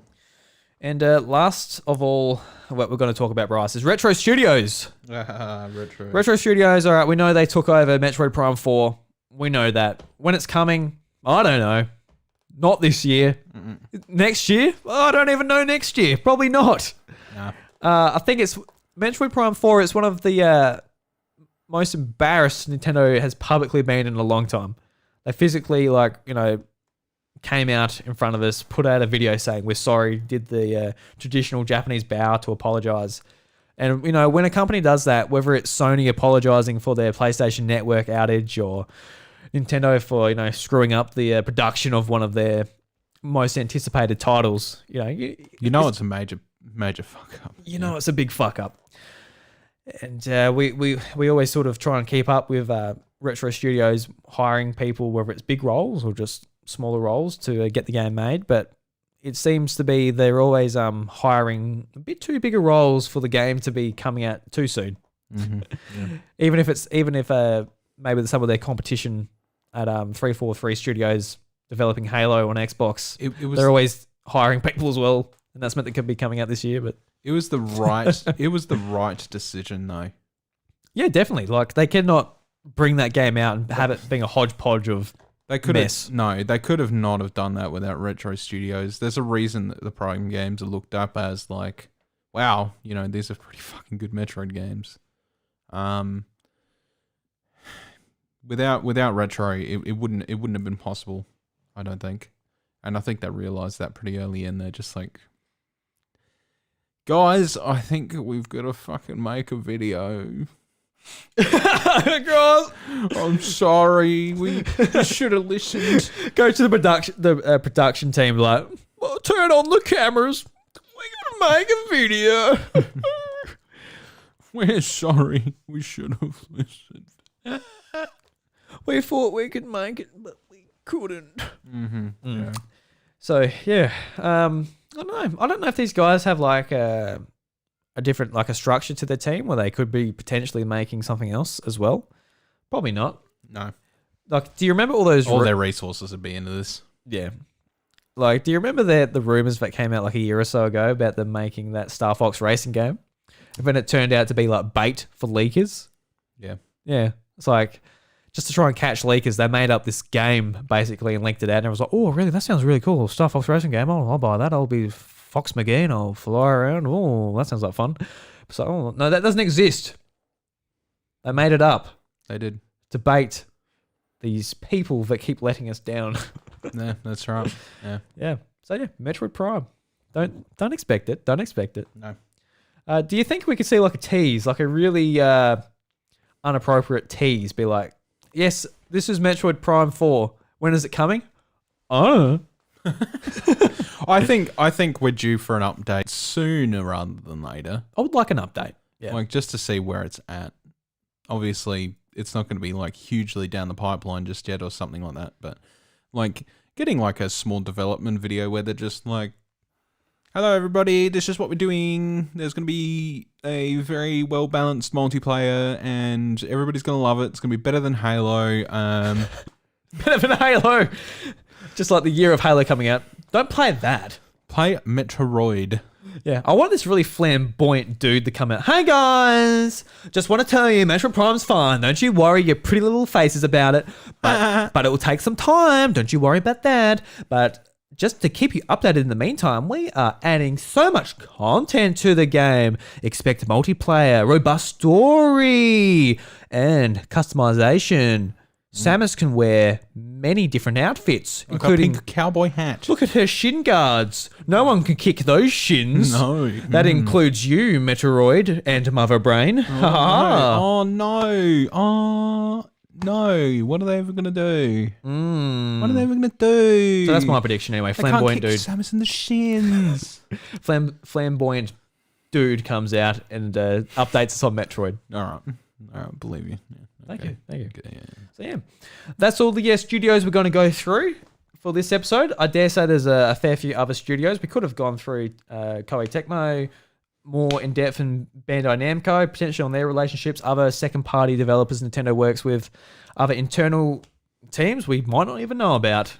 But I think we covered a fair few of Nintendo's big hitters there. I think we did. We covered it in, wow, an hour and 52 minutes. Jesus. Yeah. And Bryce, that's not even it. We're just getting into the news, my friend. Oh, God. How long is this episode? It's going to be a long one. It's a pre-E3 one, Bryce. Oh. It's like, I can't even drink my beer. I can't even drink my beer. We need to, you know what we need to do, I think? We need to get like the soundbite of the times running out from Mario. Yeah. And then just like when we're gone on too long, like, all right, we need to quick shot the news or something. You just go, and then we like try to speed read the news. But we'll get through this relatively quick, so don't worry your pretty little face about it. I'm not. Oh, good. My throat's just getting a bit dry, you know. I just fucking smashed 2 alcoholic drinks. Drink that. Oh, you have 2. Oh my God. I'm not drinking that. Fuck that. I'm over it. All right, let's get into the news. All right. Yeah! Is that all? Ow. For my friends. Yahoo! My body is still. Even Ike hurt his ears. Yeah, sorry about hitting your ear. I put it up a bit too loud there, but it's all good. So, a bit of news from this week, Bryce. Nintendo's opening up a museum in Kyoto, yes, Japan. Yes. Very nice. And this comes straight from Japan. Japan. Nintendo's Japland. comes straight from Japland. I was going to say Nintendo's Japanese Twitter, but Japland came out. I didn't even say Japland. You put it. Japland. It's funny too because it's titled as like a bit of a letter, and it's from June 2nd, 2021. and it's to whom it may concern. Whom it may concern. And it concerns us, everyone, because shit. we're a bunch of Nintendo fans out here. This is very concerning. So Nintendo's opening a brand new museum in Kyoto, Japan. Nintendo is pleased to announce that Nintendo and the land surrounding the building will be used as a new gallery to showcase many products Nintendo has launched over its history. Ooh. Nintendo has been discussing the possibility of building a gallery as a way to share Nintendo's product development and history and philosophy with the public. To this end, the Nintendo Yuji Ogura plant will be renovated to accommodate the gallery. In a decision reached after taking consideration from the city of Uji's plan to redeveloping the nearby Yugura Station area. The Nintendo Yugura plant was built in 1969 and was known as the Uji plant. The name of the facility was changed to Uji Ugura plant in 1988. After the construction, expansion, and renovation of the current plant, the plant was used to manufacturing both playing cards and Hanafuda cards. Hanafuda. And was operated as a customer service center for products repair. Discussion of how to use the Ugura plant began after these functions were transferred to a current plant in November 2016. The facility, temporarily named Nintendo Gallery, where Nintendo's historical products will be showcased and exhibits and experiences will be available, is expected to be completed within the 2023 financial year, which ends in March 2024. So this is another good reason to go to Japan, Bryce. I really want to go here. We need to go. Yeah. So when we go there... Once Corona is all said and done. So 2024, let's hope Corona's manageable. Finished. We're getting our vaccines. I'm actually getting my first vaccine next week. Very So nice. that's pretty cool. I need to get my flu vaccine before I get my COVID one, unfortunately. Yes. Yeah, I need both. But yeah, great reason to go there. We go to the Nintendo theme park. We go to the Nintendo museum. We can go to Kyoto, look at the blossoms if we get the right time of year. Just do the whole Japanese thing. I'm really looking forward to it. So hopefully, I don't want to go too early. Like if in 2023 we're like, oh, let's go. It's like, oh, but the museum isn't open. Yeah, that's right. Yeah. But really cool that they're opening up sort of a museum in like an actual facility where they made some of their original products that got them to where they are today. Like the Hanafuda cards are absolutely gorgeous cards, and the closest thing I've ever got to them is like a My Nintendo reward. Yeah, with like, I bought enough copies of Kid Icarus Uprising, so now I can buy some Hanafuda cards with my points. You fool, Russell Grant's Astrology. Nah, that wasn't a Nintendo published game. Didn't come with any points. Come on. Do you remember those points? How you had to put them in manually? I'm still really bummed that I didn't go to, like, when I went to Chicken Feed and I saw like a whole bunch of them there for like $5 a pop, that I didn't just buy a heap. I really wish I did. And then I could have just wrapped them up and like given to you for your birthday. Like, look at all these Russell Grant's Astrologies. You know Lance on Twitter, who loves that game, and sort of made that meme into the reason why you follow it. Whenever I saw this on Twitter, whenever he ships anything out, he sends out a copy of Russell Grant's. He sends out a copy of Russell Grant's Astrology because it's so cheap as pretty much his business card. Yeah, I love that so much. Yes, I really do love that so much. This is such a fucking cheap and shit game. I guess we better update anyone who doesn't know what Russell Grant's Astrology is, which is probably everyone. It was like a really trashy game on Nintendo DS where you put it in. You put your date of birth in, and every day it'll tell you your star sign, tell you what's going to happen during the day. That's all it did. During the week, and that's all it did. So it was pretty much like a $50 app you'll download for free these days. And on the front, it has the astrologer himself, Russell Grant, with his just stupid bloody head, just pulling the dumbest smile you could possibly pull. And it was funny as hell, and this was a meme back in 2006, before memes were classified as memes. Yeah, that's right. Yeah. So if you just Google Russell Grant's Astrology, you will not be disappointed. Grab a copy for your shelf. I know I did. When I saw an EB Games for $6 back in 2010 or something, I was sure to pick up a copy. Do you have a copy? I do not know. Oh, Bryce, I need to order something from Lance and get a business card copy. Yeah. You might not want to order something from Lance. I'm not going to tell you what he sells. I know. I fucking know. I can't just not tell people now. Basically, Lance, I don't know if he listens to this podcast. I'm sure he doesn't, but I know people like Tam and stuff are involved in the Aussie Nintendo community back from when that was a forum back in the day. And basically, I followed him on Twitter because I know you from the Aussie Nintendo forums. Yeah, that's right. Yeah, but it turns out he has a blog where he reviews sex toys. Yes, that's right. Yeah, and that's his career pretty much. Yeah. And just imagine, like, ordering yourself a sex toy. You know, it comes to your door. You're like, yes, what a wonderful sex toy. You open up the box. Yes, this is what I ordered. And then you're like, hang on, it still feels like there's something in this box. Then you get a copy of this dumb fucking game with this dude's stupid. Yeah, because like with Lance, like every now and again, like he retweets like some hentai or something. Yeah. I'm like, oh Jesus Christ! But I still follow him because he's so funny. Just like his takes on Nintendo and that. Yeah. And apparently he posted this not long ago, but he was followed by Sega. Yes, he was. And because of that, say if some random follows Sega because they want an update on Sonic the Hedgehog, on Twitter it will come up and it will say, oh, we recommend Lance because he is followed by Sega. And his post will be like a picture of a naked woman. Yeah. Like, doing things. Yeah. And you quite often get comments being like, dude, this came up on like my kid's timeline because they follow Sega. It's like, he just got unfollowed by Sega, probably because of that reason. But entertaining nevertheless. Russell Grant's Astrology. Definitely go and check it out. Great game. Bad game. Great cover up. This got leaked officially, Bryce. A release date and game details by Shin Megami Tensei 5. Yeah. And by Atlus themselves, so it's definitely legitimate. Yeah, so I'm going to read this from Nintendo Enthusiast, and the article reads, Atlus's official Japanese website for Shin Megami Tensei 5 briefly and very prematurely published several critical details for the upcoming Nintendo Switch game, including the release date and story gameplay details. And fan site Persona Central caught all of it. Shin Megami Tensei 5 apparently has a Japanese release date of November 11th, 2021, and since the game will be releasing worldwide simultaneously, that should be theoretically the date for the rest of the world as well. Regarding the story, the main character of Shin Megami Tensei 5 is a high school student who somehow wanders into the world of Dadath, where he fuses with a mysterious man and becomes a Naebonona. No. You want me to read these? Nano-bino. Nano-bino. Where are you reading? There.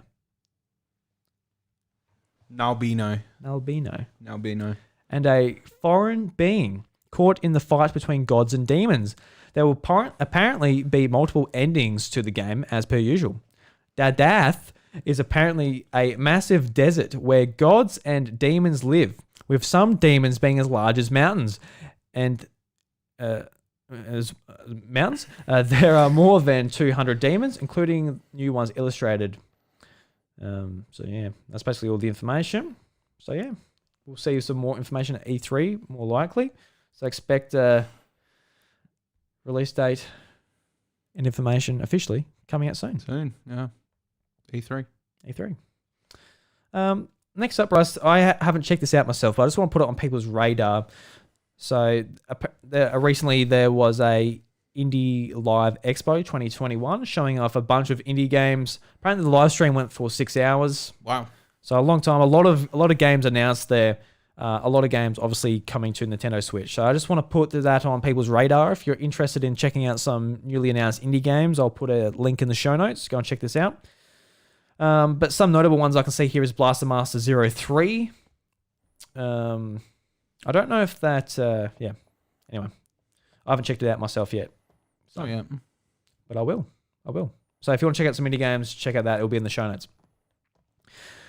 This one's from My Nintendo News. So Sakura of Rise and Ruin shipments and digital sales top 1 million worldwide. And while this is really notable, they had their internal sort of predictions of how well this game will sell. They only predicted that it will sell 30,000. Yeah, which is crazy. They smashed over that. Yeah. So just reading from My Nintendo News, Marvelous has announced this morning that the charming adventure title Sakura of Rice and Ruin has topped 1 million units shipped. This figure also includes digital sales on Nintendo Switch eShop and the PlayStation Store. This has far surpassed the two-person team's original expectations, as their goal was 30,000 units. So just shout out to the team and Marvelous for just smashing their expected goals. Yeah, by heaps. Well done. Yeah, like when I read that, I was like, "Holy shit, that is awesome! That is a great story to be able to." That is over 30 times the predicted goal. Like a two-person team selling that many copies. Like, congratulations, they're millionaires. They can do what they want now. Like, that game has made them. Yep. All right. So this is just a bit of I guess financial data for the Pokemon Company that's come out. We don't have a whole lot because they're not a publicly traded company, so they don't have to tell us everything. But this comes from Kantan Games, which is a website that basically covers the Japanese video game industry. And the article reads, the Pokemon Company, TPC, is seeing record numbers and has, for the first time, its sales numbers disclosed to the public. According to the Japanese government's official Gazetel, the record is the following financial performance for the physical year that ended on February 28th, 2021. And that includes 120 billion yen, so that's 1.1 billion US dollars, an operating profit of 254 million US dollars, and a net profit of 170 million US dollars. The Pokemon Company is a private company, which means the company is not obliged to disclose its full breakdown of its financials. This is the first time the official Gazetel actually showed not only the Pokemon Company sales, but also the operating profits. And I remember Joe from Cerebi.net, he came out and basically said, like, the year before, there was 1.1 billion Pokemon cards sold, but the previous year, they sold 3.2 billion Pokemon cards. So that is just a massive jump on the amount of cards that they've sold. So you can see why there's such strain on their production to be able to print them in time. Mm-hmm. Yeah. Yeah. It's insanity. Yeah. And I actually, man, I had it bad the other day. So I went to Big W and I bought a premium collection. Yeah. And I'm like, you know what? I just want to open it. So I haven't done this before. I know, Bryce, you've done it a couple of times where it's just like a bad addiction. You buy your cards, you go back to your car, you open them up. And I got a rainbow rare and like one baby shiny from my Shining Fates. So I'm like, you got to be joking. So I'm like, I'm still in the car park. I'm like, oh, what's one more premium collection? What's one more premium collection? So yeah, just one more premium collection, not like a booster pack or. Just one more fucking premium collection. So I went back in. I'm like, oh, come on. Like I couldn't have my day end like that. So I went back in and pretty sure it was worse. So like, oh, Jesus Christ. So, you know, look, I never spend more than I'm willing to lose, but I would have liked to gain something as well. You know what I mean? Yeah, that's right. Yeah. Charizard would have been nice. Would have paid for those premium collections. It would have, and I wouldn't have sold him. I would have like displayed it. I'll put it in like that nice hard case you gave me, and that'll be a display I'll display forever. And you know, Logan Paul. I don't know what the fight he was in, but he had like he was against Floyd Mayweather. Was it such a stupid like? If anybody watched that fight, I really hope that you watched it from somebody like, by streaming it. Yeah. Because don't pay Logan Paul for some stupid shit like that. He was never going to fucking win that. The only reason it came up on my news feed is because he wore the first edition Charizard around his neck. Yeah. I don't know what the context is. Did he win? No. He got fucking boned. Did he? Good. It was against Floyd Mayweather, who is an actual professional fighter. Right, yeah. He was not going to fucking win anything. The statistics were something like Floyd hit like over double the amount of punches that Logan Paul managed to hit. Yeah. And Logan Paul spent most of his time in the fight hugging him to stop himself getting punched. Jesus, poor boy. Whoever fucking paid tickets for that event, I don't know why you did it. I think like people that really dislike Logan Paul just want to see his head get smacked in, I guess. I guess so, but don't pay him for it. I think because the thing is, like Logan, he knows that. He's making thousands, if not $1 million off of that. Like he's making a lot of money because people know that they're going to be drawn to it to see his head get smacked in. But yeah, that's why it came up on my news feed because of the first edition Pokemon card. Mm-hmm. All right, so Nintendo they've sued someone, Bryce. They're getting money out of a poor little internet company. Oh, poor boys. And this article comes from IGN, and the title is Nintendo wins a multi-million-dollar lawsuit against ROM hosting website. Of course. And the article reads, Nintendo has won a lawsuit against a ROM hosting website called ROM Universe. As reported by Torrent Freak, the site's owner will have to pay $2.1 million in damage to Nintendo after the court ruled in the video game company's favor. The lawsuit was filed back in September 2019, with Nintendo seeking damage of copyright infringement and federal trademark infringement. This is because ROM Universe website hosted pirated versions of Nintendo games that users could download. It also offered a premium subscription that allowed ROM Universe subscribers to surpass a download limit. The website's owner filed a declaration saying that he denies and disputes that he uploaded any files to said website and that no time he did verify the content of said ROM file, but previously testified that he and or his admin uploaded ROMs to Nintendo's copyrighted works.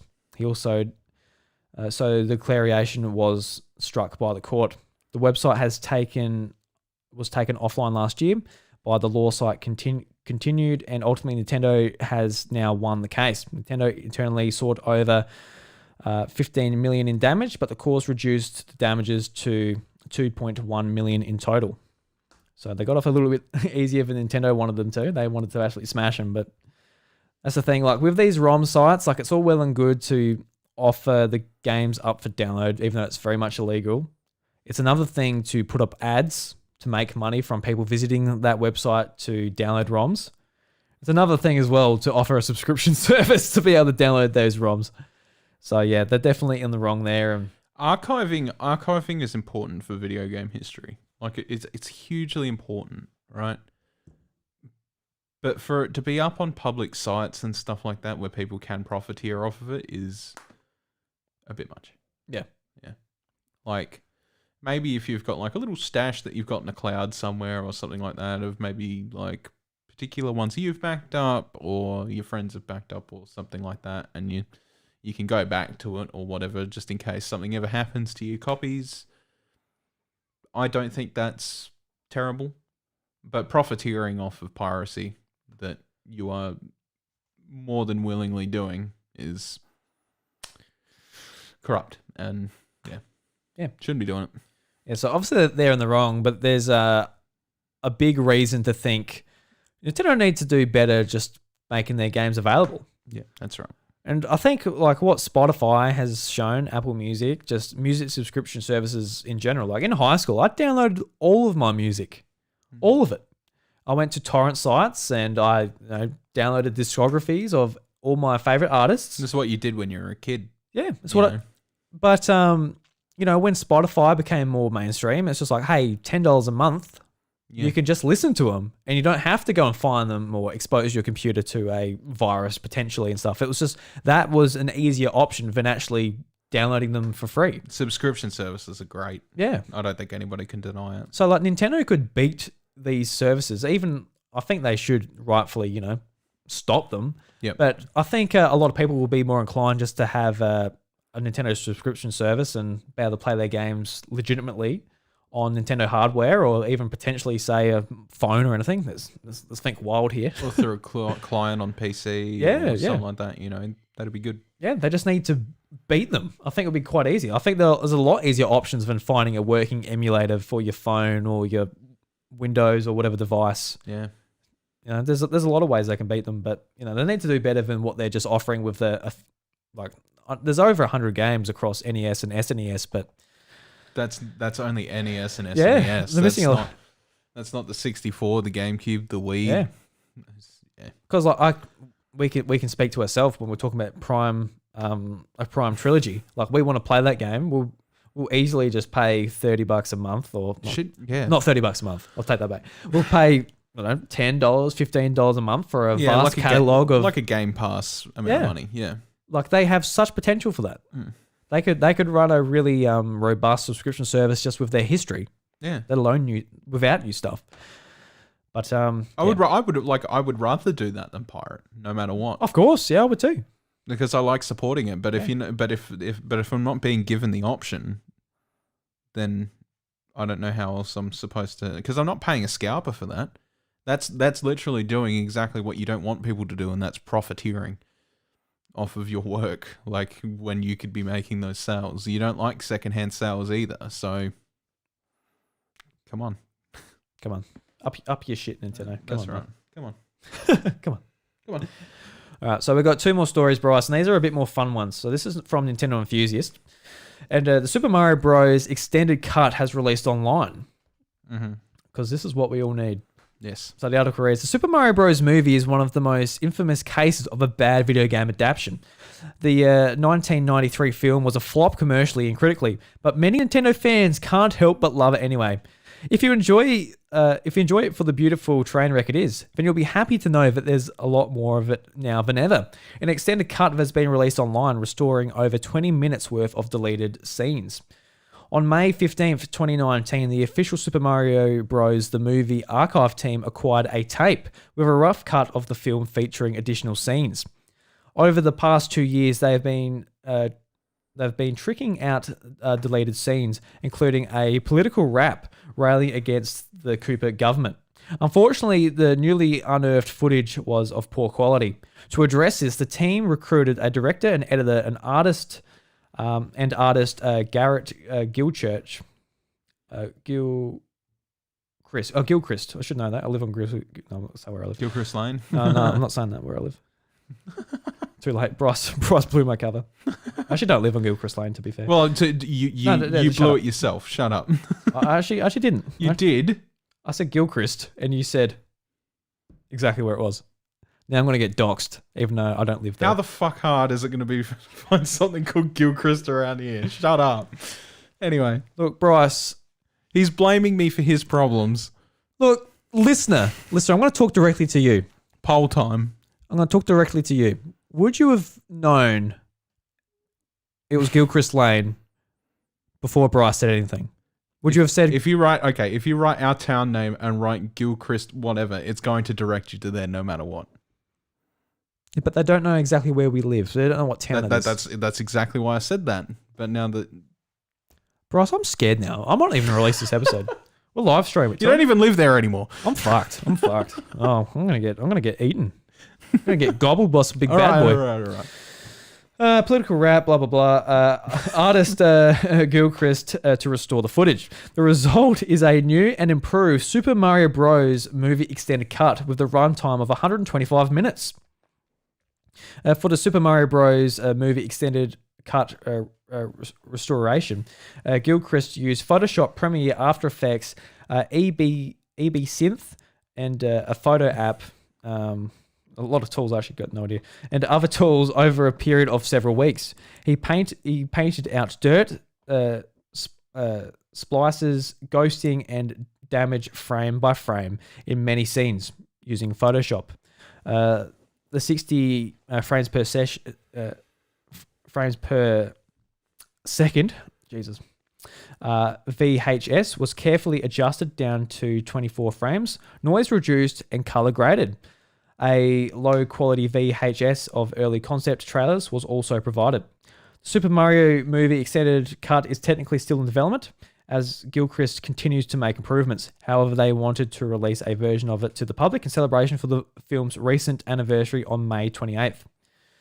So, there's a video basically demonstrating how it was put together in that, so I'll leave that in the show notes. So how about we get that pizza party going that we were supposed to be doing, and then do a live stream watch along? I reckon that'd be great. We'll do that. Let's do that. So whenever the full sort of cut comes out, we'll be be watching a Snyder cut of the Super Mario Bros. Movie. Yeah, with pizza. With pizza. Sounds good. Yeah, so that'll be a thing we'll do. Mm-hmm. So just interesting because it's like, you know, I just love how fans get together and do this type of thing. Yeah. It's one of the more magical things about sort of the gaming community, where it's like, you know, it's cool when Nintendo releases a brand new product at E3, but when it's like people saying like, yeah, this was this really iconic and shitty movie, and there's more of this iconic and shitty movie. Let's really break our backs to get this extra 20 so minutes for people to see. Mm-hmm. Like, I'm sure there's definitely not me, definitely not you, probably no one who listens to this podcast, but who is going to do that much effort to get that to be something that people can watch? Yeah. No, cool. I can't wait for it. Good shit. And the last story, which is also from Nintendo Enthusiast, and the title is Step Aside Switch Pro. A talented fan built a Wii U Pro. And the article reads, the internet continues to buzz with rumors surrounding the Switch Pro. While some folks are gearing up to get their hands on some new toys, one Nintendo fan has been busy tinkering away with what is now a treasure from the past, the Wii U. Nintendo's least appreciated Nintendo gets a lot of judgment, but it does have some loyal fans. And one such fan goes by the Reddit username of Orlandots. The Redditor shared some pictures of their Wii U project, which he refers to as a beautiful monster. For all intents of purposes, this is the Wii U Pro.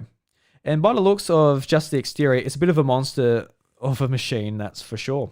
Orlandots went out of his way with some upgrades to their black 32 gig Wii U, originally considered to be the premium model.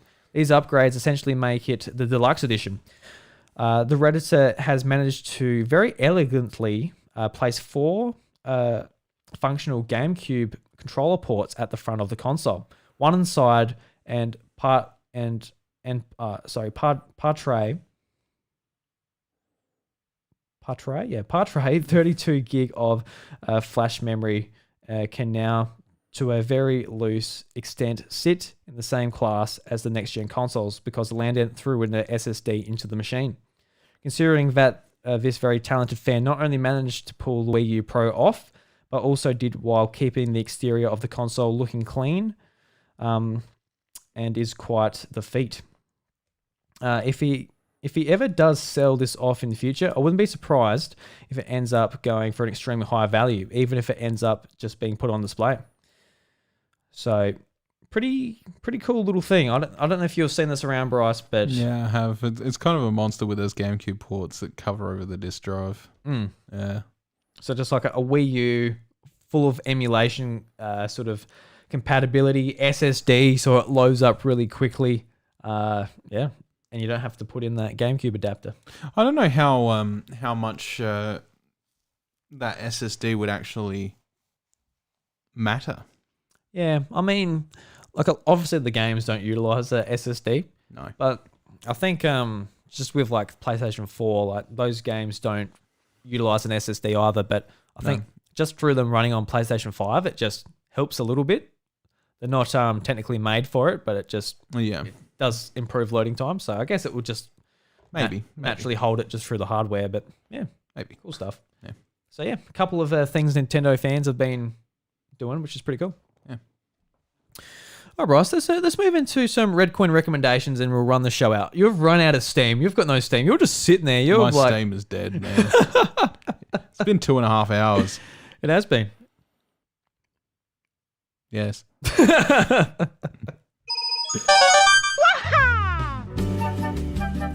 All right, Bryce. So this is a Nintendo published game, which a lot of people are forgetting about, which, I've very much forgotten about as well. It's not quite my demographic. But this is DC Superhero Girls Teen Power. And this was in the last Nintendo Direct. And this was a title which people kind of looked at and went, okay. Yeah, cool. So it's $80 on the Australian eShop. It's a full-priced game. It's published by Nintendo, and don't know who makes it. It doesn't tell me on the eShop. God forbid. So, if you're wondering what this game's about, the description reads, join and fight as Wonder Woman, Supergirl, and Batgirl from the animated series DC Superhero Girls, and save Metropolis from DC's most notorious supervillains. Each hero can battle baddies with a unique set of abilities. Wonder Woman uses her warrior skills with the lasso of truth and flying shield. Supergirl has heat vision and super breath. And Batgirl can invert crime-fighting gadgets like the Batmarang and Bathook. But when you're not fighting crime, you have to balance the super life with their lives as teenagers. Oh no! So it's like Persona. You know, you go out into a... Oh fuck, please. Look, oh no, I've got to level up my talking with... You're lucky Meta's not available tonight. I think you probably would have cut your throat for that one. Jesus. What, does that not sound like it? You go and do your fighting stuff, and then you've got to do your everyday stuff. You got to go to class. You got to embrace life. Yes, typical teenager things like watching a student jump off of a building because they're depressed, and yes. I mean, Jesus Christ. Well, speaking of jumping off, no. speaking off to your death, it's been a quiet week for Nintendo Switch, so I brought up Pony World 3, which you get for $6.75 on Nintendo Switch. And God forbid, if you really want to know what this is all about, it reads, make your ponies farm his dream place to live, build it and expand it to look the best in the neighborhood, decorate it and plant new plants to acquire higher status, sell products to your farm to earn money for food, gifts and toys. Improved building mode with lots of new buildings and decorations will make your farm unique. Ponytown has facilities needed by your pony to spend playful time, develop its career and education, and care for its looks and health. Visit stylists and beauty salons to improve the most pretty and stylish pony. Attend school and university to find a better paid job. And there's a lot of places you can go after or instead of work. Theatre, disco, cinema, skate park, circus, and more. And if that's not enough, you can always go to the beach or take a trip around the forest or mountains. All right, Bryce has left for the podcast, but that's fine. That's fine. But this game sounds absolutely fantastic, but it has some game features that you might want to know about as well, which I'm sure you don't. But they might be interesting. Some of these features they usually list are quite entertaining. But we'll see if these meet the... Jesus Christ, you're lucky. Meet the mark. Why am I lucky? Anybody would have left by now. If anyone's still listening, thank you very much. But so the game features, it's got improved 3D graphics with a free look mode. 5 huge locations with plenty of places to go and 3 additional locations to build your dream farm. Improved gameplay interface for even easier navigation. 5 major scenarios to play in a free mode where only your imagination is the limit. 5 minigame competitions. Hundreds of farm decorations and buildings. Just fantastic. Just fantastic stuff. And if you want to pick these up in Australia, Big W have from the 17th of June 10% off Nintendo eShop cards. So if you want to go and pick up some digital games, where maybe it's some pre-orders from E3, or maybe it's Pony Island 3 or whatever. Pony World 3, you can get that off. Get some credit if you live in Australia. But Bryce, that's it, mate. That's it. Okay. So we got DJ in the chat currently watching on youtube.com/iDruby. He says, I'm listening. I'm not really sure why, though. Lol. See, yeah. Thank you. Thank you, man. Thank you. Thank you, man. Thank you, man. All right. So everybody, thank you very much for listening to the House of Mario episode 192. If you enjoy my sleepy co-host Bryce DeWitt and myself, you can follow us on Twitter. You can follow me at iDruby. You can follow Bryce at IvyRevan. And you can follow the show at the House of Mario. Be sure to leave us a review on Apple Podcasts, Spotify, wherever you listen to this podcast.